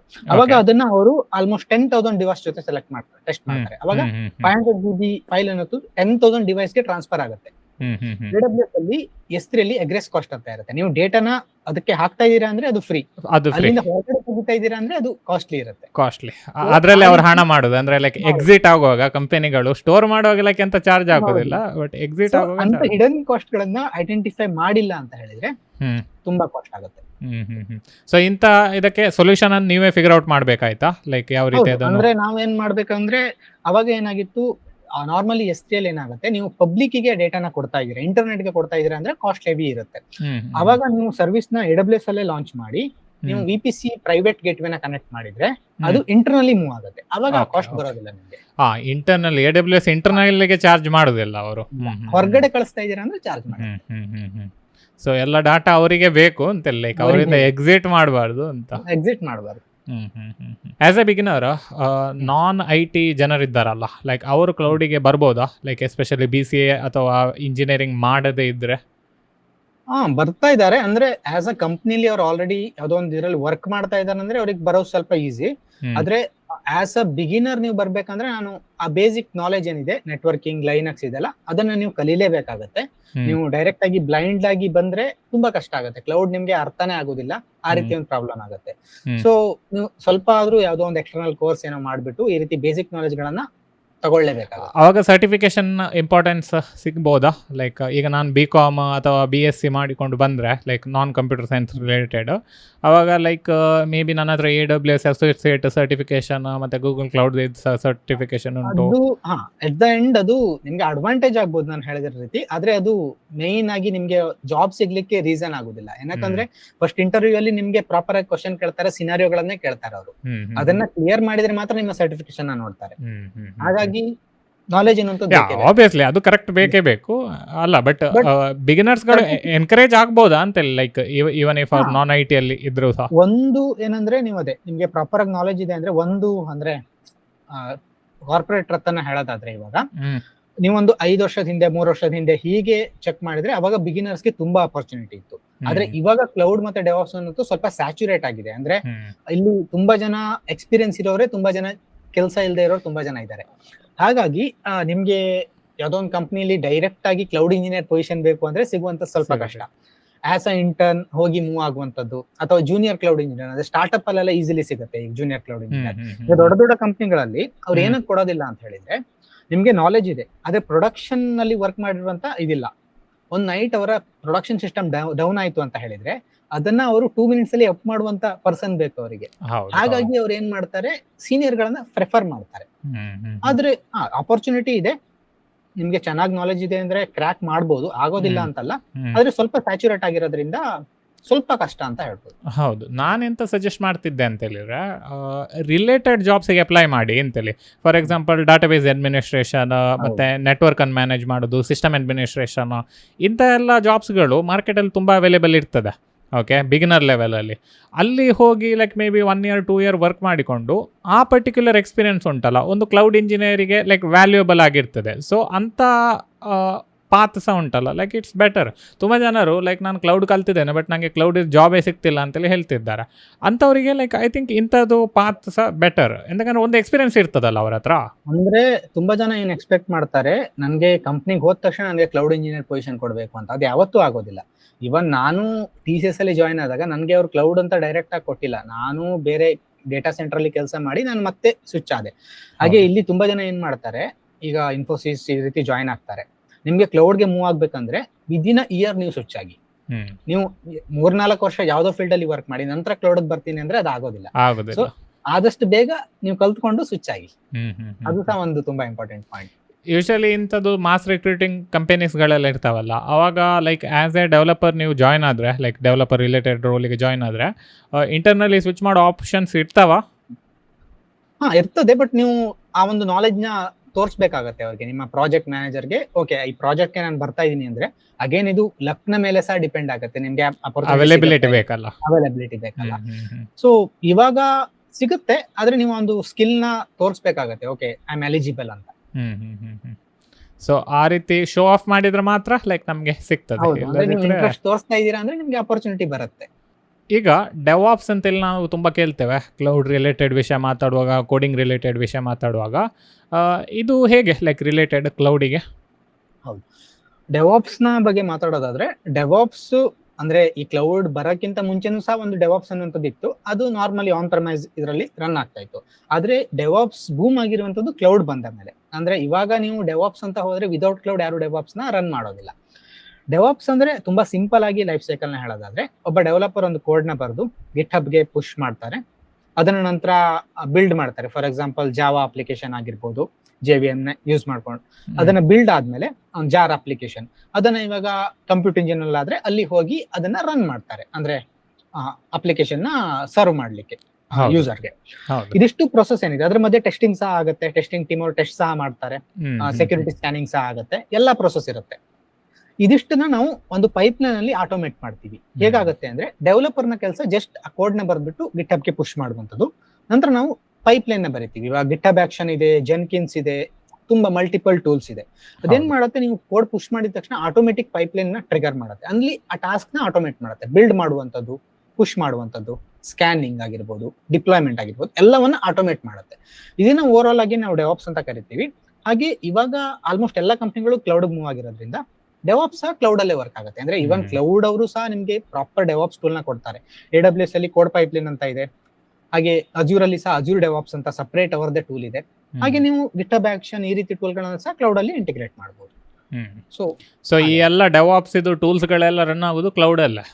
ಕ್ಲೌಡ್ ಅಲ್ಲಿ ಅಂದ್ರೆ ಇವಾಗ ಅಪ್ಲಿಕೇಶನ್ ಎಲ್ಲ ಕ್ಲೌಡ್ ಅಲ್ಲಿ ರನ್ ಆಗ್ತಾ ಇರೋದ್ರಿಂದ ಅದು ಹಾಗಾಗಿದೆ. ಅಂದ್ರೆ ಟೂಲ್ಸ್ ಹಾಗೆ ಮೊದಲು ಆನ್ ಪ್ರೈಮೈಸಸ್ ಇರುವಾಗ ಲೈಕ್ ಅವಾಗ ಆನ್ ಪ್ರೈಮೈಸ್ ಅಲ್ಲೇ ಡೆವಾಪ್ಸ್ ಆಗ್ತಿತ್ತು. ಮತ್ತೆ ಇನ್ನೊಂದೇನಂದ್ರೆ, ಈ ಜೆನ್ಕಿನ್ಸ್ ಎಲ್ಲ ನಿಮ್ಗೆ ಆನ್ ಪ್ರೈಮೈಸ್ ಅಲ್ಲಿ ರನ್ ಆಗ್ತಾ ಇತ್ತು. ಆದ್ರೆ ಇವಾಗ ಗಿಟ್ಹಬ್ ಆಕ್ಷನ್ ಇದೆಲ್ಲ SaaS ಟೂಲ್, ಅದು ನಿಮ್ಗೆ ಲೋಕಲ್ ಅಲ್ಲಿ ರನ್ ಮಾಡ್ಲಿಕ್ಕಿಲ್ಲ. ಅಂದ್ರೆ ಅದು ಅವರದ್ದು ಸರ್ವಿಸ್. ಹಾಗಾಗಿ ಅದು ಕ್ಲೌಡ್ ಅಲ್ಲೇ ರನ್ ಆಗ್ತಾ ಇದೆ. ಗಿಟಬ್ ರನ್ನರ್ಸ್ ಎಲ್ಲ ಲೈಕ್ ಕ್ಲೌಡಲ್ಲೇ ರನ್ ಆಗ್ತಾ ಇರ್ತದೆ ಅದು. ಹೌದು. ಎ ಐ ಕ್ಲೌಡ್ ಇಂಜಿನಿಯರ್ ಜಾಬ್ಸಿಗೆ ಯಾವ ರೀತಿ ಎಫೆಕ್ಟ್ ಆಗ್ತಾ ಉಂಟು? AI ನ ಬಗ್ಗೆ ಮಾತಾಡೋದಾದ್ರೆ ಇವಾಗ ತುಂಬಾ ಎಲ್ಲಾ ಜಾಬ್ಗೂ ಅದು ಒಂಥರ ಥ್ರೆಟ್ ಅಂತ ಕನ್ಸಿಡರ್ ಮಾಡ್ತಾ ಇದ್ದಾರೆ. ಆದ್ರೆ ಕ್ಲೌಡ್ ಅಂಡ್ ಡೆವಾಪ್ಸ್ಗೆ ಅದು ಕೈಂಡ್ ಆಫ್ ಅಂದ್ರೆ ಅದು ಥ್ರೆಟ್ ಅಲ್ಲ, ಒಂಥರ ಹೆಲ್ಪೇ ಆಗ್ತಾ ಇದೆ. ಏನಕ್ಕಂದ್ರೆ ಕ್ಲೌಡ್ ಅಲ್ಲಿ ನಿಮ್ಗೆ ಆಟೋಮೇಟ್ ಮಾಡ್ಲಿಕ್ಕೆ ತುಂಬಾ ಇರುತ್ತೆ, ಆದ್ರೆ ಡಿಸಿಷನ್ಸ್ ಕೆಲವೊಂದು ಬಿಸ್ನೆಸ್ ಡಿಸಿಷನ್ಸ್ ತುಂಬಾ ಇರುತ್ತೆ. ಅಂದ್ರೆ ಒಂದು ಎಕ್ಸಾಂಪಲ್ ನ ಕೊಡ್ತೀನಿ. ಒಂದು ಪ್ರೊಡಕ್ಷನ್ ಅಲ್ಲಿ ನೀವೀಗ V2 ಅಪ್ಲಿಕೇಶನ್ ನ ರಿಲೀಸ್ ಮಾಡಿದೀರಾ, ಅದ್ರಲ್ಲಿ ಏನೋ ಬಗ್ ಇದೆ ಅಂತ ಅನ್ಕೊಳ್ಳಿ. ನೀವು ನಾರ್ಮಲಿ ಒಂದು ಕ್ಲೌಡ್ ನ ಯೂಸ್ ಮಾಡ್ಕೊಂಡು ಮಾಡಿದ್ರೆ ಅದಕ್ಕೆ ಗೊತ್ತಿರೋ ಪ್ರಕಾರ V1 ಗೆ ಪುಷ್ ಬ್ಯಾಕ್ ಮಾಡುತ್ತೆ, ಅಂದ್ರೆ ರೋಲ್ ಬ್ಯಾಕ್ ಮಾಡುತ್ತೆ. ಆದ್ರೆ ಬಿಸ್ನೆಸ್ ಅಲ್ಲಿ ನಾವು ಆಸ್ ಅ ಕ್ಲೌಡ್ ಅಥವಾ ಡೆವಾಪ್ಸ್ ನ ಕ್ಲೈಂಟ್ ಜೊತೆ ಮಾಡ್ಬೇಕಾದ್ರೆ ಇಟ್ಸ್ ಅ ಮಿನಿಮಲ್ ಬಗ್ ಅಂತ ಏನು ಹೇಳಿದ್ರೆ ಅವ್ರು ಓಕೆ V2 ನ ಇಡಿ, V1 ಮಾಡಬೇಡಿ ಅಂತ ಸಹ ಹೇಳ್ಬೋದು. ಏನಕ್ಕಂದ್ರೆ ಅದರಿಂದ ಇಂಪ್ಯಾಕ್ಟ್ ಎಷ್ಟಾಗುತ್ತೆ ಅಂತ ನಾವು ರಿಯಲ್ ವರ್ಲ್ಡ್ ಅಲ್ಲಿ ಮಾತಾಡುವಾಗ ಗೊತ್ತಾಗುತ್ತೆ. ಅದು ಆದ್ರಿಂದ ನೀವು ಕ್ಲೌಡ್ ಇದನ್ನ ರಿಪ್ಲೇಸ್ ಮಾಡುತ್ತೆ ಅಂತ ಹೇಳೋದಕ್ಕೆ ಆಗೋದಿಲ್ಲ AI. ಹಾಗಾಗಿ ನೀವು ಹೆಲ್ಪ್ ಅಂದ್ರೆ as a day to day work ಅಲ್ಲಿ ನಮ್ಗೆ ತುಂಬಾ ಹೆಲ್ಪ್ ಮಾಡುತ್ತೆ. ಈ ಒಂದು MCP ಸರ್ವರ್ಸ್ ಆಗಿರ್ಬೋದು, ಇದನ್ನೆಲ್ಲ ಯೂಸ್ ಮಾಡ್ಕೊಂಡು ನಾವು ಆಟೋಮೇಟ್ ಮಾಡ್ತೀವಿ. ಆದ್ರೆ ಟಾಸ್ಕ್ ಫಾಸ್ಟ್ ಮಾಡ್ಲಿಕ್ಕೆ ಹೆಲ್ಪ್ ಆಗ್ತದೆ ಅಂತ. ಹೆಲ್ಪ್ ಆಗುತ್ತೆ, ಆದ್ರೆ ರಿಪ್ಲೇಸ್ ಅಂತೂ ಮಾಡೋದಿಲ್ಲ, ಅಂದ್ರೆ ಹೆಲ್ಪ್ ಮಾಡುತ್ತೆ ಅಷ್ಟೇ. ರಿಪ್ಲೇಸ್ ಮಾಡಿದ್ರೆ ಎಲ್ಲ ಡೌನ್ ಆಗ್ತದೆ. ಅಂದ್ರೆ AI ಡಿಸಿಷನ್ ಇಲ್ಲಿ ತನಕ ಬಂದಿರೋ ಪ್ರಕಾರ AI ಈ ರೀತಿ ಬಿಸ್ನೆಸ್ ಡಿಸಿಷನ್ ತಗೊಳ್ಳುವಷ್ಟು ಇದಿಲ್ಲ. ಅಂದ್ರೆ ಅದು ಕ್ಲೈಂಟ್ ಟು ಕ್ಲೈಂಟ್ ಡಿಪೆಂಡ್ ಆಗುತ್ತೆ. ಈಗ ಲೈಕ್ ಅದೇ ಈಗ ನಾನೊಂದು ಪಾಪ್ಯುಲರ್ ನೋಡಿದೆ ಅಂತ ಹೇಳಿದ್ರೆ ಡೌನ್ ಆಗ್ತದೆ. ಮೋಸ್ಟ್ ಪ್ರಾಬಬ್ಲಿ ಎಂಥದ್ದು AI ಸರ್ವಿಸ್ ರನ್ ಆಗ್ತಿತ್ತು, ಸೊ ಆವಾಗ ಡೌನ್ ಆದದ್ದು. ತುಂಬ ಸುಲಭದಲ್ಲಿ ವಿ ಗಾಟ್ ಸೈಬರ್ ಅಟ್ಯಾಕ್ ಅಂತೇಳಿ ಬ್ಲೇಮ್ ಮಾಡಿ ಬಿಡ್ತಾರೆ ಲೈಕ್ ಕಂಪನೀಸ್ಗಳು. ಸೊ ಅದು ಎಂತ ಹೇಳೋದು, ಏನಾಗುತ್ತಂದ್ರೆ ತುಂಬಾ ಕಂಪ್ನಿಗಳಲ್ಲಿ ಇವಾಗ ನಾವು ಕಂಪ್ಲೇಂಟ್ಸ್ ನ ಫಾಲೋ ಮಾಡಬೇಕು. ಈ HIPAA ಕಂಪ್ಲೇಂಟ್ ಆಗಿರ್ಬೋದು, GDPR ಆಗಿರ್ಬೋದು, ನಾವು ಕ್ಲೈಂಟ್ ಡೇಟಾನ ಸ್ಟೋರ್ ಮಾಡ್ತಾ ಇದೀವಿ ಅಂದ್ರೆ ತುಂಬಾ ಇಂಪಾರ್ಟೆಂಟ್. ಅವಾಗ ತುಂಬಾ ಈ ಒಂದು ಕ್ಲೈಂಟ್ AI ನ ಯೂಸ್ ಮಾಡಬೇಡಿ ಅಂತ ಹೇಳ್ತಾರೆ. ಏನಕ್ಕಂದ್ರೆ as a developer, as a cloud engineer ನಾವು ಏನ್ ಡೇಟಾ ಬೇಕಾದ್ರೂ ಕೊಡ್ಬೋದಲ್ವಾ ಚಾಟ್ GPT ಲಿ. ಅದು ಅದರಿಂದ ನಮ್ಮ ಆಫೀಸ್ ಲ್ಯಾಪ್ಟಾಪ್ ಗಳಲ್ಲಿ ಆಲ್ಮೋಸ್ಟ್ ರಿಸ್ಟ್ರಿಕ್ಟೆಡ್ ಇರುತ್ತೆ. ಹಾಗಾಗಿ ಅದು ಸಹ ಒಂದು ಇದು ಡೇಟಾ ಕಂಪ್ಲೈನ್ಸ್ ತುಂಬಾ ಕ್ರಿಟಿಕಲ್ ಟಾಪಿಕ್ ಅದು. ಹೌದು, ಬೇರೆ ಥರ್ಡ್ ಪಾರ್ಟಿಗೆ ನೀವು ಶೇರ್ ಮಾಡುವಾಗಿಲ್ಲ ಲೈಕ್ ಇನ್ನೊಂದು ಕ್ಲೈಂಟ್ ಇದು ಡಾಟಾವನ್ನು. ಬಟ್ AI ಅಂತೇಳಿ ಇರೋದಲ್ಲ, ನಾವು ಡಾಟಾವನ್ನು ಶೇರೇ ಮಾಡೋದಲ್ಲ ಲೈಕ್ AI ಅಂತೇಳಿ ಲೈಕ್ ನಾವು ಆ ಇನ್ಪುಟ್ ನಮಗೆ ಅದಷ್ಟು ತಲೆಯಲ್ಲಿ ಹೋಗುದಿಲ್ಲ. But the moment we enter it into ಆ ಇನ್ಪುಟ್ ಬಾಕ್ಸ್ಗೆ ಮತ್ತೆ ಸೆಂಡ್ ಮಾಡಿದ ತಕ್ಷಣ ಅದು ಡಾಟಾ ನಮ್ದಲ್ಲ, ಲೈಕ್ ಅದು AI ಓನ್ ಮಾಡಿತ್ತು ಆ ಪರ್ಟಿಕ್ಯುಲರ್ ಡಾಟಾ. ಸೊ ಇದೆಲ್ಲ ಲೈಕ್ ಯಾವುದೋ ಒಂದು ಟರ್ಮ್ಸ್ ಆ್ಯಂಡ್ ಕಂಡೀಷನ್ ಅಲ್ಲಿ ಬರ್ದಿರ್ತದೆ ಲೈಕ್ ನೀವು ಕೊಟ್ಟ ಡಾಟಾ ಲೈಕ್ AI ಕೊಟ್ಟದ್ದು, ನೀವೇ ಕೊಟ್ಟದ್ದು ಅಂತ. ಅಂದ್ರೆ ಅದು ತುಂಬಾ ಕ್ರಿಟಿಕಲ್ ಆಗಿ ಕನ್ಸಿಡರ್ ಆಗುತ್ತೆ. ನೀವು ಯಾವ್ದೋ ಒಂದು ಕ್ರಿಟಿಕಲ್ ಅಥವಾ ಕಾನ್ಫಿಡೆನ್ಶಿಯಲ್ ಡೇಟಾನ AI ಕೊಟ್ಟಿದ್ದೀರಾ ಅಂತ ಅವ್ರಿಗೆ ಗೊತ್ತಾದ್ರೆ ತುಂಬಾ ಕಂಪ್ಲೈನ್ಸ್ ಇಶ್ಯೂಗಳಾಗುತ್ತೆ ಕಂಪ್ನಿ ಮೇಲೆ. ಆದ್ರಿಂದ ತುಂಬಾ ಕಡೆ ರಿಸ್ಟ್ರಿಕ್ಷನ್ಸ್ ಇದೆ AI ಯೂಸ್ ಮಾಡ್ಲಿಕ್ಕೆ. ಸೊ ಈಗ ಲೈಕ್ ಆಸ್ ಎ ಬಿಗಿನರ್ ಯಾರಾದರೂ ಈ ಪರ್ಟಿಕ್ಯುಲರ್ ಪಾಡ್ಕಾಸ್ಟ್ ಇಂಟರ್ವ್ಯೂ ನೋಡ್ತಿರುವವರು ಕ್ಲೌಡನ್ನು ಸ್ಟಾರ್ಟ್ ಮಾಡಬೇಕು ಅಂತ ಹೇಳಿದ್ರೆ ಯಾವ ರೀತಿ ಮಾಡ್ಬೋದು? ಫಸ್ಟ್ ಸ್ಟೆಪ್ ಏನು? ಫಸ್ಟ್ ಸ್ಟೆಪ್ ಮೊದಲೇ ಹೇಳಿರುತ್ತೆ, ನೀವು BCA ಅಥವಾ ಇಂಜಿನಿಯರಿಂಗ್ ಬ್ಯಾಕ್ ಗ್ರೌಂಡ್ ಇಂದ ಬರ್ತಾ ಇದ್ರೆ, ಟೆಕ್ನಿಕಲ್ ಬ್ಯಾಕ್ ಗ್ರೌಂಡ್ ಇಂದ ಬರ್ತಾ ಇದ್ರೆ, ನಿಮ್ಗೆ ಒಂದು ಬೇಸಿಕ್ ಟೆಕ್ನಿಕಲ್ ಗೊತ್ತು ಅಂತ ಹೇಳಿದ್ರೆ ಒಂದು ಪ್ರಾಪರ್ ಆಗಿ ಒಂದು ಟೆಸ್ಟ್ ಅಕೌಂಟ್ ನ ಕ್ರಿಯೇಟ್ ಮಾಡಿ. AWS ಆಗಿರ್ಬೋದು, GCP ಆಗಿರ್ಬೋದು, Azure ಆಗಿರ್ಬೋದು. ಮೋಸ್ಟ್ಲಿ GCP ಅಥವಾ AWS ಗೆ ಹೋಗ್ತಾರೆ ನಾನು ನೋಡಿರೋ ಪ್ರಕಾರ. ಸೊ ಅಲ್ಲಿ ಹೋಗಿ ಬೇಸಿಕ್ ಆಗಿ ಸ್ಟಾರ್ಟಿಂಗ್ ಅಲ್ಲಿ ನಿಮ್ಗೆ ಯೂಟ್ಯೂಬ್ ಅಲ್ಲಿ ತುಂಬಾ ಕೋರ್ಸ್ಗಳು ಸಿಗುತ್ತೆ. ನನ್ನ ಚಾನಲ್ ಅಲ್ಲಿ ಸಹ ಬೇಸಿಕ್ ಇಂದ ಒಂದ್ ಸ್ವಲ್ಪ ವಿಡಿಯೋಗಳನ್ನ ಹಾಕಿದೀನಿ, ತುಂಬಾ ಕೋರ್ಸ್ಗಳಿದಾವೆ. ಆ ರೀತಿ ನೀವು ನಿಮ್ಮ ಅಲರ್ಟ್ ಅನ್ನ ಸೆಟ್ ಮಾಡ್ಕೊಳ್ಳಿ, ಫಸ್ಟ್ ಬಜೆಟ್ ಅಲರ್ಟ್ ಅನ್ನ. ನಂತರ ಎಕ್ಸ್ಪ್ಲೋರ್ ಮಾಡ್ತಾ ಹೋಗಿ VPC ನೆಟ್ವರ್ಕ್ ನ ಕ್ರಿಯೇಟ್ ಮಾಡೋದಾಗಿರ್ಬೋದು. ಆದ್ರೆ ನಿಮ್ಗೆ ಪ್ಲೇ ಗ್ರೌಂಡ್ ಆಲ್ಮೋಸ್ಟ್ ಇವಾಗ 6 ಮಂತ್ ಗೆ ಕೊಡ್ತಾ ಇದ್ದಾರೆ, ಮುಂಚೆ 1 year ಕೊಡ್ತಾ ಇದ್ರು. ಇವಾಗ 6 ಮಂತ್ ಅಲ್ಲಿ ನಿಮ್ಗೆ ಕಂಪ್ಲೀಟ್ ಆಗಿ ಪ್ರಾಕ್ಟೀಸ್ ಮಾಡ್ಲಿಕ್ಕೆ ಪ್ಲೇ ಗ್ರೌಂಡ್ ಸಿಗುತ್ತೆ. ಆದಷ್ಟು ಟೆಸ್ಟ್ ಮಾಡಿ. ಈಗ ಒಂದು $10-12 ಏನೋ ಬಂತು ಅಂದ್ರೆ ಅದು ಅಷ್ಟೊಂದು ಇದಾಗಲ್ಲ, ಅಂದ್ರೆ ಅದನ್ನ ಸಹ ಇದ್ ಮಾಡ್ಬೋದು. ಹಾಗಾಗಿ ಆದಷ್ಟು ಪ್ರಾಕ್ಟೀಸ್ ಮಾಡಿ, ಆದ್ರೆ ಸ್ವಲ್ಪ ಕೇರ್ಫುಲ್ ಆಗಿರಿ. ಸೊ ಪ್ರಾಕ್ಟೀಸ್ ಮೇನ್ಲಿ ಅದೇ ಎಂತ ಕ್ರಿಯೇಟ್ ಮಾಡ್ತಿದ್ದೇವೆ ಅದನ್ನ ಡಿಲೀಟ್ ಮಾಡ್ಲಿಕ್ಕೆ ಮರಿಬೇಡಿ. ಅದು ಸ್ವಲ್ಪ ಅವೇರ್ನೆಸ್ ಇರಲಿ, ಲೈಕ್ ನೀವೆಂತ ಕ್ರಿಯೇಟ್ ಮಾಡ್ತಿದ್ದೀರಿ, ಅದು ಫ್ರೀಯಾ ಪೇಡಾ, ಅದು ಕರೆಕ್ಟಾಗಿ ಲೈಕ್ ಅವೇರ್ ಆಗಿ ಇದ್ದು ಇದು ಮಾಡಿ. ಎಸ್ಪೆಷಲಿ ಮೇನ್ಲಿ ಅಂತಂದರೆ ಇಫ್ ಎಂತಾರು ಕ್ರಿಯೇಟ್ ಮಾಡಿದ್ರೆ ನೀವು ಡಿಲೀಟ್ ಮಾಡಿದರೆ ಚಾರ್ಜ್ ಆಗೋದಿಲ್ಲ. ಮೋಸ್ಟ್ ಸರ್ವಿಸ್ ಚಾರ್ಜ್ ಆಗೋದಿಲ್ಲ. ಎಂತಕ್ಕೆಂದರೆ ಈವನ್ ಚಾರ್ಜ್ ಮಾಡಿದ್ರು ಸಹ $1-2 ಅಷ್ಟೇ ಚಾರ್ಜ್ ಹಾಕ್ತಾರೆ ಅವರು. ಬಟ್ ಅದೇ ಪ್ರಾಬ್ಲಮ್ ಎಂತ ಆಗೋದಂದ್ರೆ ನೀವು ಒಂದು ಕ್ರಿಯೇಟ್ ಮಾಡ್ತೀರಿ ಮತ್ತೆ ಅದನ್ನು ಅಲ್ಲೇ ಬಿಡ್ತೀರಿ, ನೆಕ್ಸ್ಟ್ ಡೇ ಅಥವಾ 2-3 ಡೇಸ್ ನಂತರ ಬರುವಾಗ ಲೈಕ್ ಅವಾಗ ಇಫ್ ಯಾವ್ದಾದ್ರು ದೊಡ್ಡ ಸರ್ವಿಸ್ ಇದ್ರೆ ತುಂಬಾ ಚಾರ್ಜ್ ಆಗ್ತದೆ. ಅವಾಗ ಅಲರ್ಟಿಂಗ್ ಎಂತ ಎಂತ ಸೆಟ್ ಮಾಡಿ ಇರೋದಿದ್ರೆ ನೀವು ಅವಾಗ ಮೇಲ್ ಸಹ ಬರುದಿಲ್ಲ ಲೈಕ್ ಕ್ರಾಸ್ ಆಗಿದೆ ಅಂತೇಳಿ. ಈಗ ಕೆಲವೊಬ್ರು ಏನ್ ಮಾಡ್ತಾರೆ, ಹೋದ ತಕ್ಷಣ ನಾನು ಕ್ಯೂಬರ್ನೆಟಿಸ್ ಕಲಿತೀನಿ, ಡಾಕರ್ ಕಲಿತೀನಿ, ಆ ರೀತಿ ಮಾಡಕ್ ಬೇಡಿ, ಬೇಸಿಕ್ ಇಂದ ಹೋಗಿ. ಹೌದು, ಕಂಪ್ಯೂಟಿಂಗ್ ಇಂಜಿನ್ ಮೇನ್ಲಿ ಲೈಕ್ ಒಂದು computing V P cloud S. First ಕಲೀರಿ, ನಂತರ ಡೆವಾಪ್ಸ್ ಹೋಗಿ. ಡೆವಾಪ್ಸ್ ಇಂದ ಕ್ಲೌಡ್ ಬರೋದಕ್ಕೆ ಆಗೋದಿಲ್ಲ, ಕ್ಲೌಡ್ ನಿಮ್ಗೆ ಗೊತ್ತಿರ್ಬೇಕು ಡೆವಾಪ್ಸ್ ಹೋಗಿ. ಹೌದು ಹೌದು ಹೌದು ಹೌದು. ಐ ಥಿಂಕ್ ನೆಕ್ಸ್ಟ್ ಟೈಮ್ ನಾವು ಡೆವಾಪ್ಸ್ ಇದು ಮಾಡೋಣ, ಲೈಕ್ ಇದೇ ರೀತಿ ಲೈಕ್ ಈ ಪರ್ಟಿಕ್ಯುಲರ್ ಕ್ಲೌಡ್ ಇದು ಯಾವ ರೀತಿ ಬಿಗಿನರ್ಸಿಗೆ ಗೈಡ್ ಮಾಡಿದೆವು ಅದೇ ರೀತಿ ಡೆವಾಪ್ಸಿಗೆ ಒಂದು ಮಾಡಿಬಿಡೋಣ ನಾವು. So I think we are done, like all the question ಕೇಳಿ ಆಯಿತು ನಿಮ್ಮೊಟ್ಟಿಗೆ. ಇಫ್ ಯಾವುದಾದ್ರು ಬೇರೆ ಕ್ವಶನ್ಸ್ ಇದ್ದರೆ ಕಮೆಂಟ್ ಸೆಕ್ಷನಲ್ಲಿ ಹಾಕಿ ನೀವು, ಲೈಕ್ ಅದನ್ನು ನೆಕ್ಸ್ಟ್ ಟೈಮ್ ಡಿಸ್ಕಸ್ ಮಾಡೋಣ ನಾವು. ಥ್ಯಾಂಕ್ ಯು ಸೋ ಮಚ್ ಕೀರ್ತಿಕ್ ಅವರೇ, ನಮ್ಮ ಚಾನಲಿಗೆ ಬಂದು ನಮಗೆ ಗೈಡೆನ್ಸ್ ಕೊಟ್ಟೋದಕ್ಕೆ ಕ್ಲೌಡ್ ಮೇಲೆ. ಥ್ಯಾಂಕ್ ಯು, ಅಪರ್ಚುನಿಟಿ ಕೊಟ್ಟಿದ್ದಕ್ಕೆ, ನನ್ನ ಎಕ್ಸ್ಪೀರಿಯನ್ಸ್ನ ಶೇರ್ ಮಾಡಲಿಕ್ಕೆ. ಹಾಗೆ ಹೇಳಿರ್ತಾರೆ, ಯಾವುದೇ ಥರದ ಡೌಟ್ಗಳಿದ್ರೆ ಕಮೆಂಟಲ್ಲಿ ಹಾಕ್ಬೋದು, ನಾನು ಸಹ ಆನ್ಸರ್ ಮಾಡ್ತೀನಿ. ಹೌದು, ನಾನು ಅಥವಾ ಕೀರ್ತಿಕ್ ಇಬ್ಬರು ಸಹ ಆನ್ಸರ್ ಮಾಡ್ತೇವೆ ನಾವು. Thank you so much. Next ವೀಡಿಯೋದಲ್ಲಿ ಸಿಗೋಣ. ಬಾಯ್ ಬಾಯ್. ಬಾಯ್.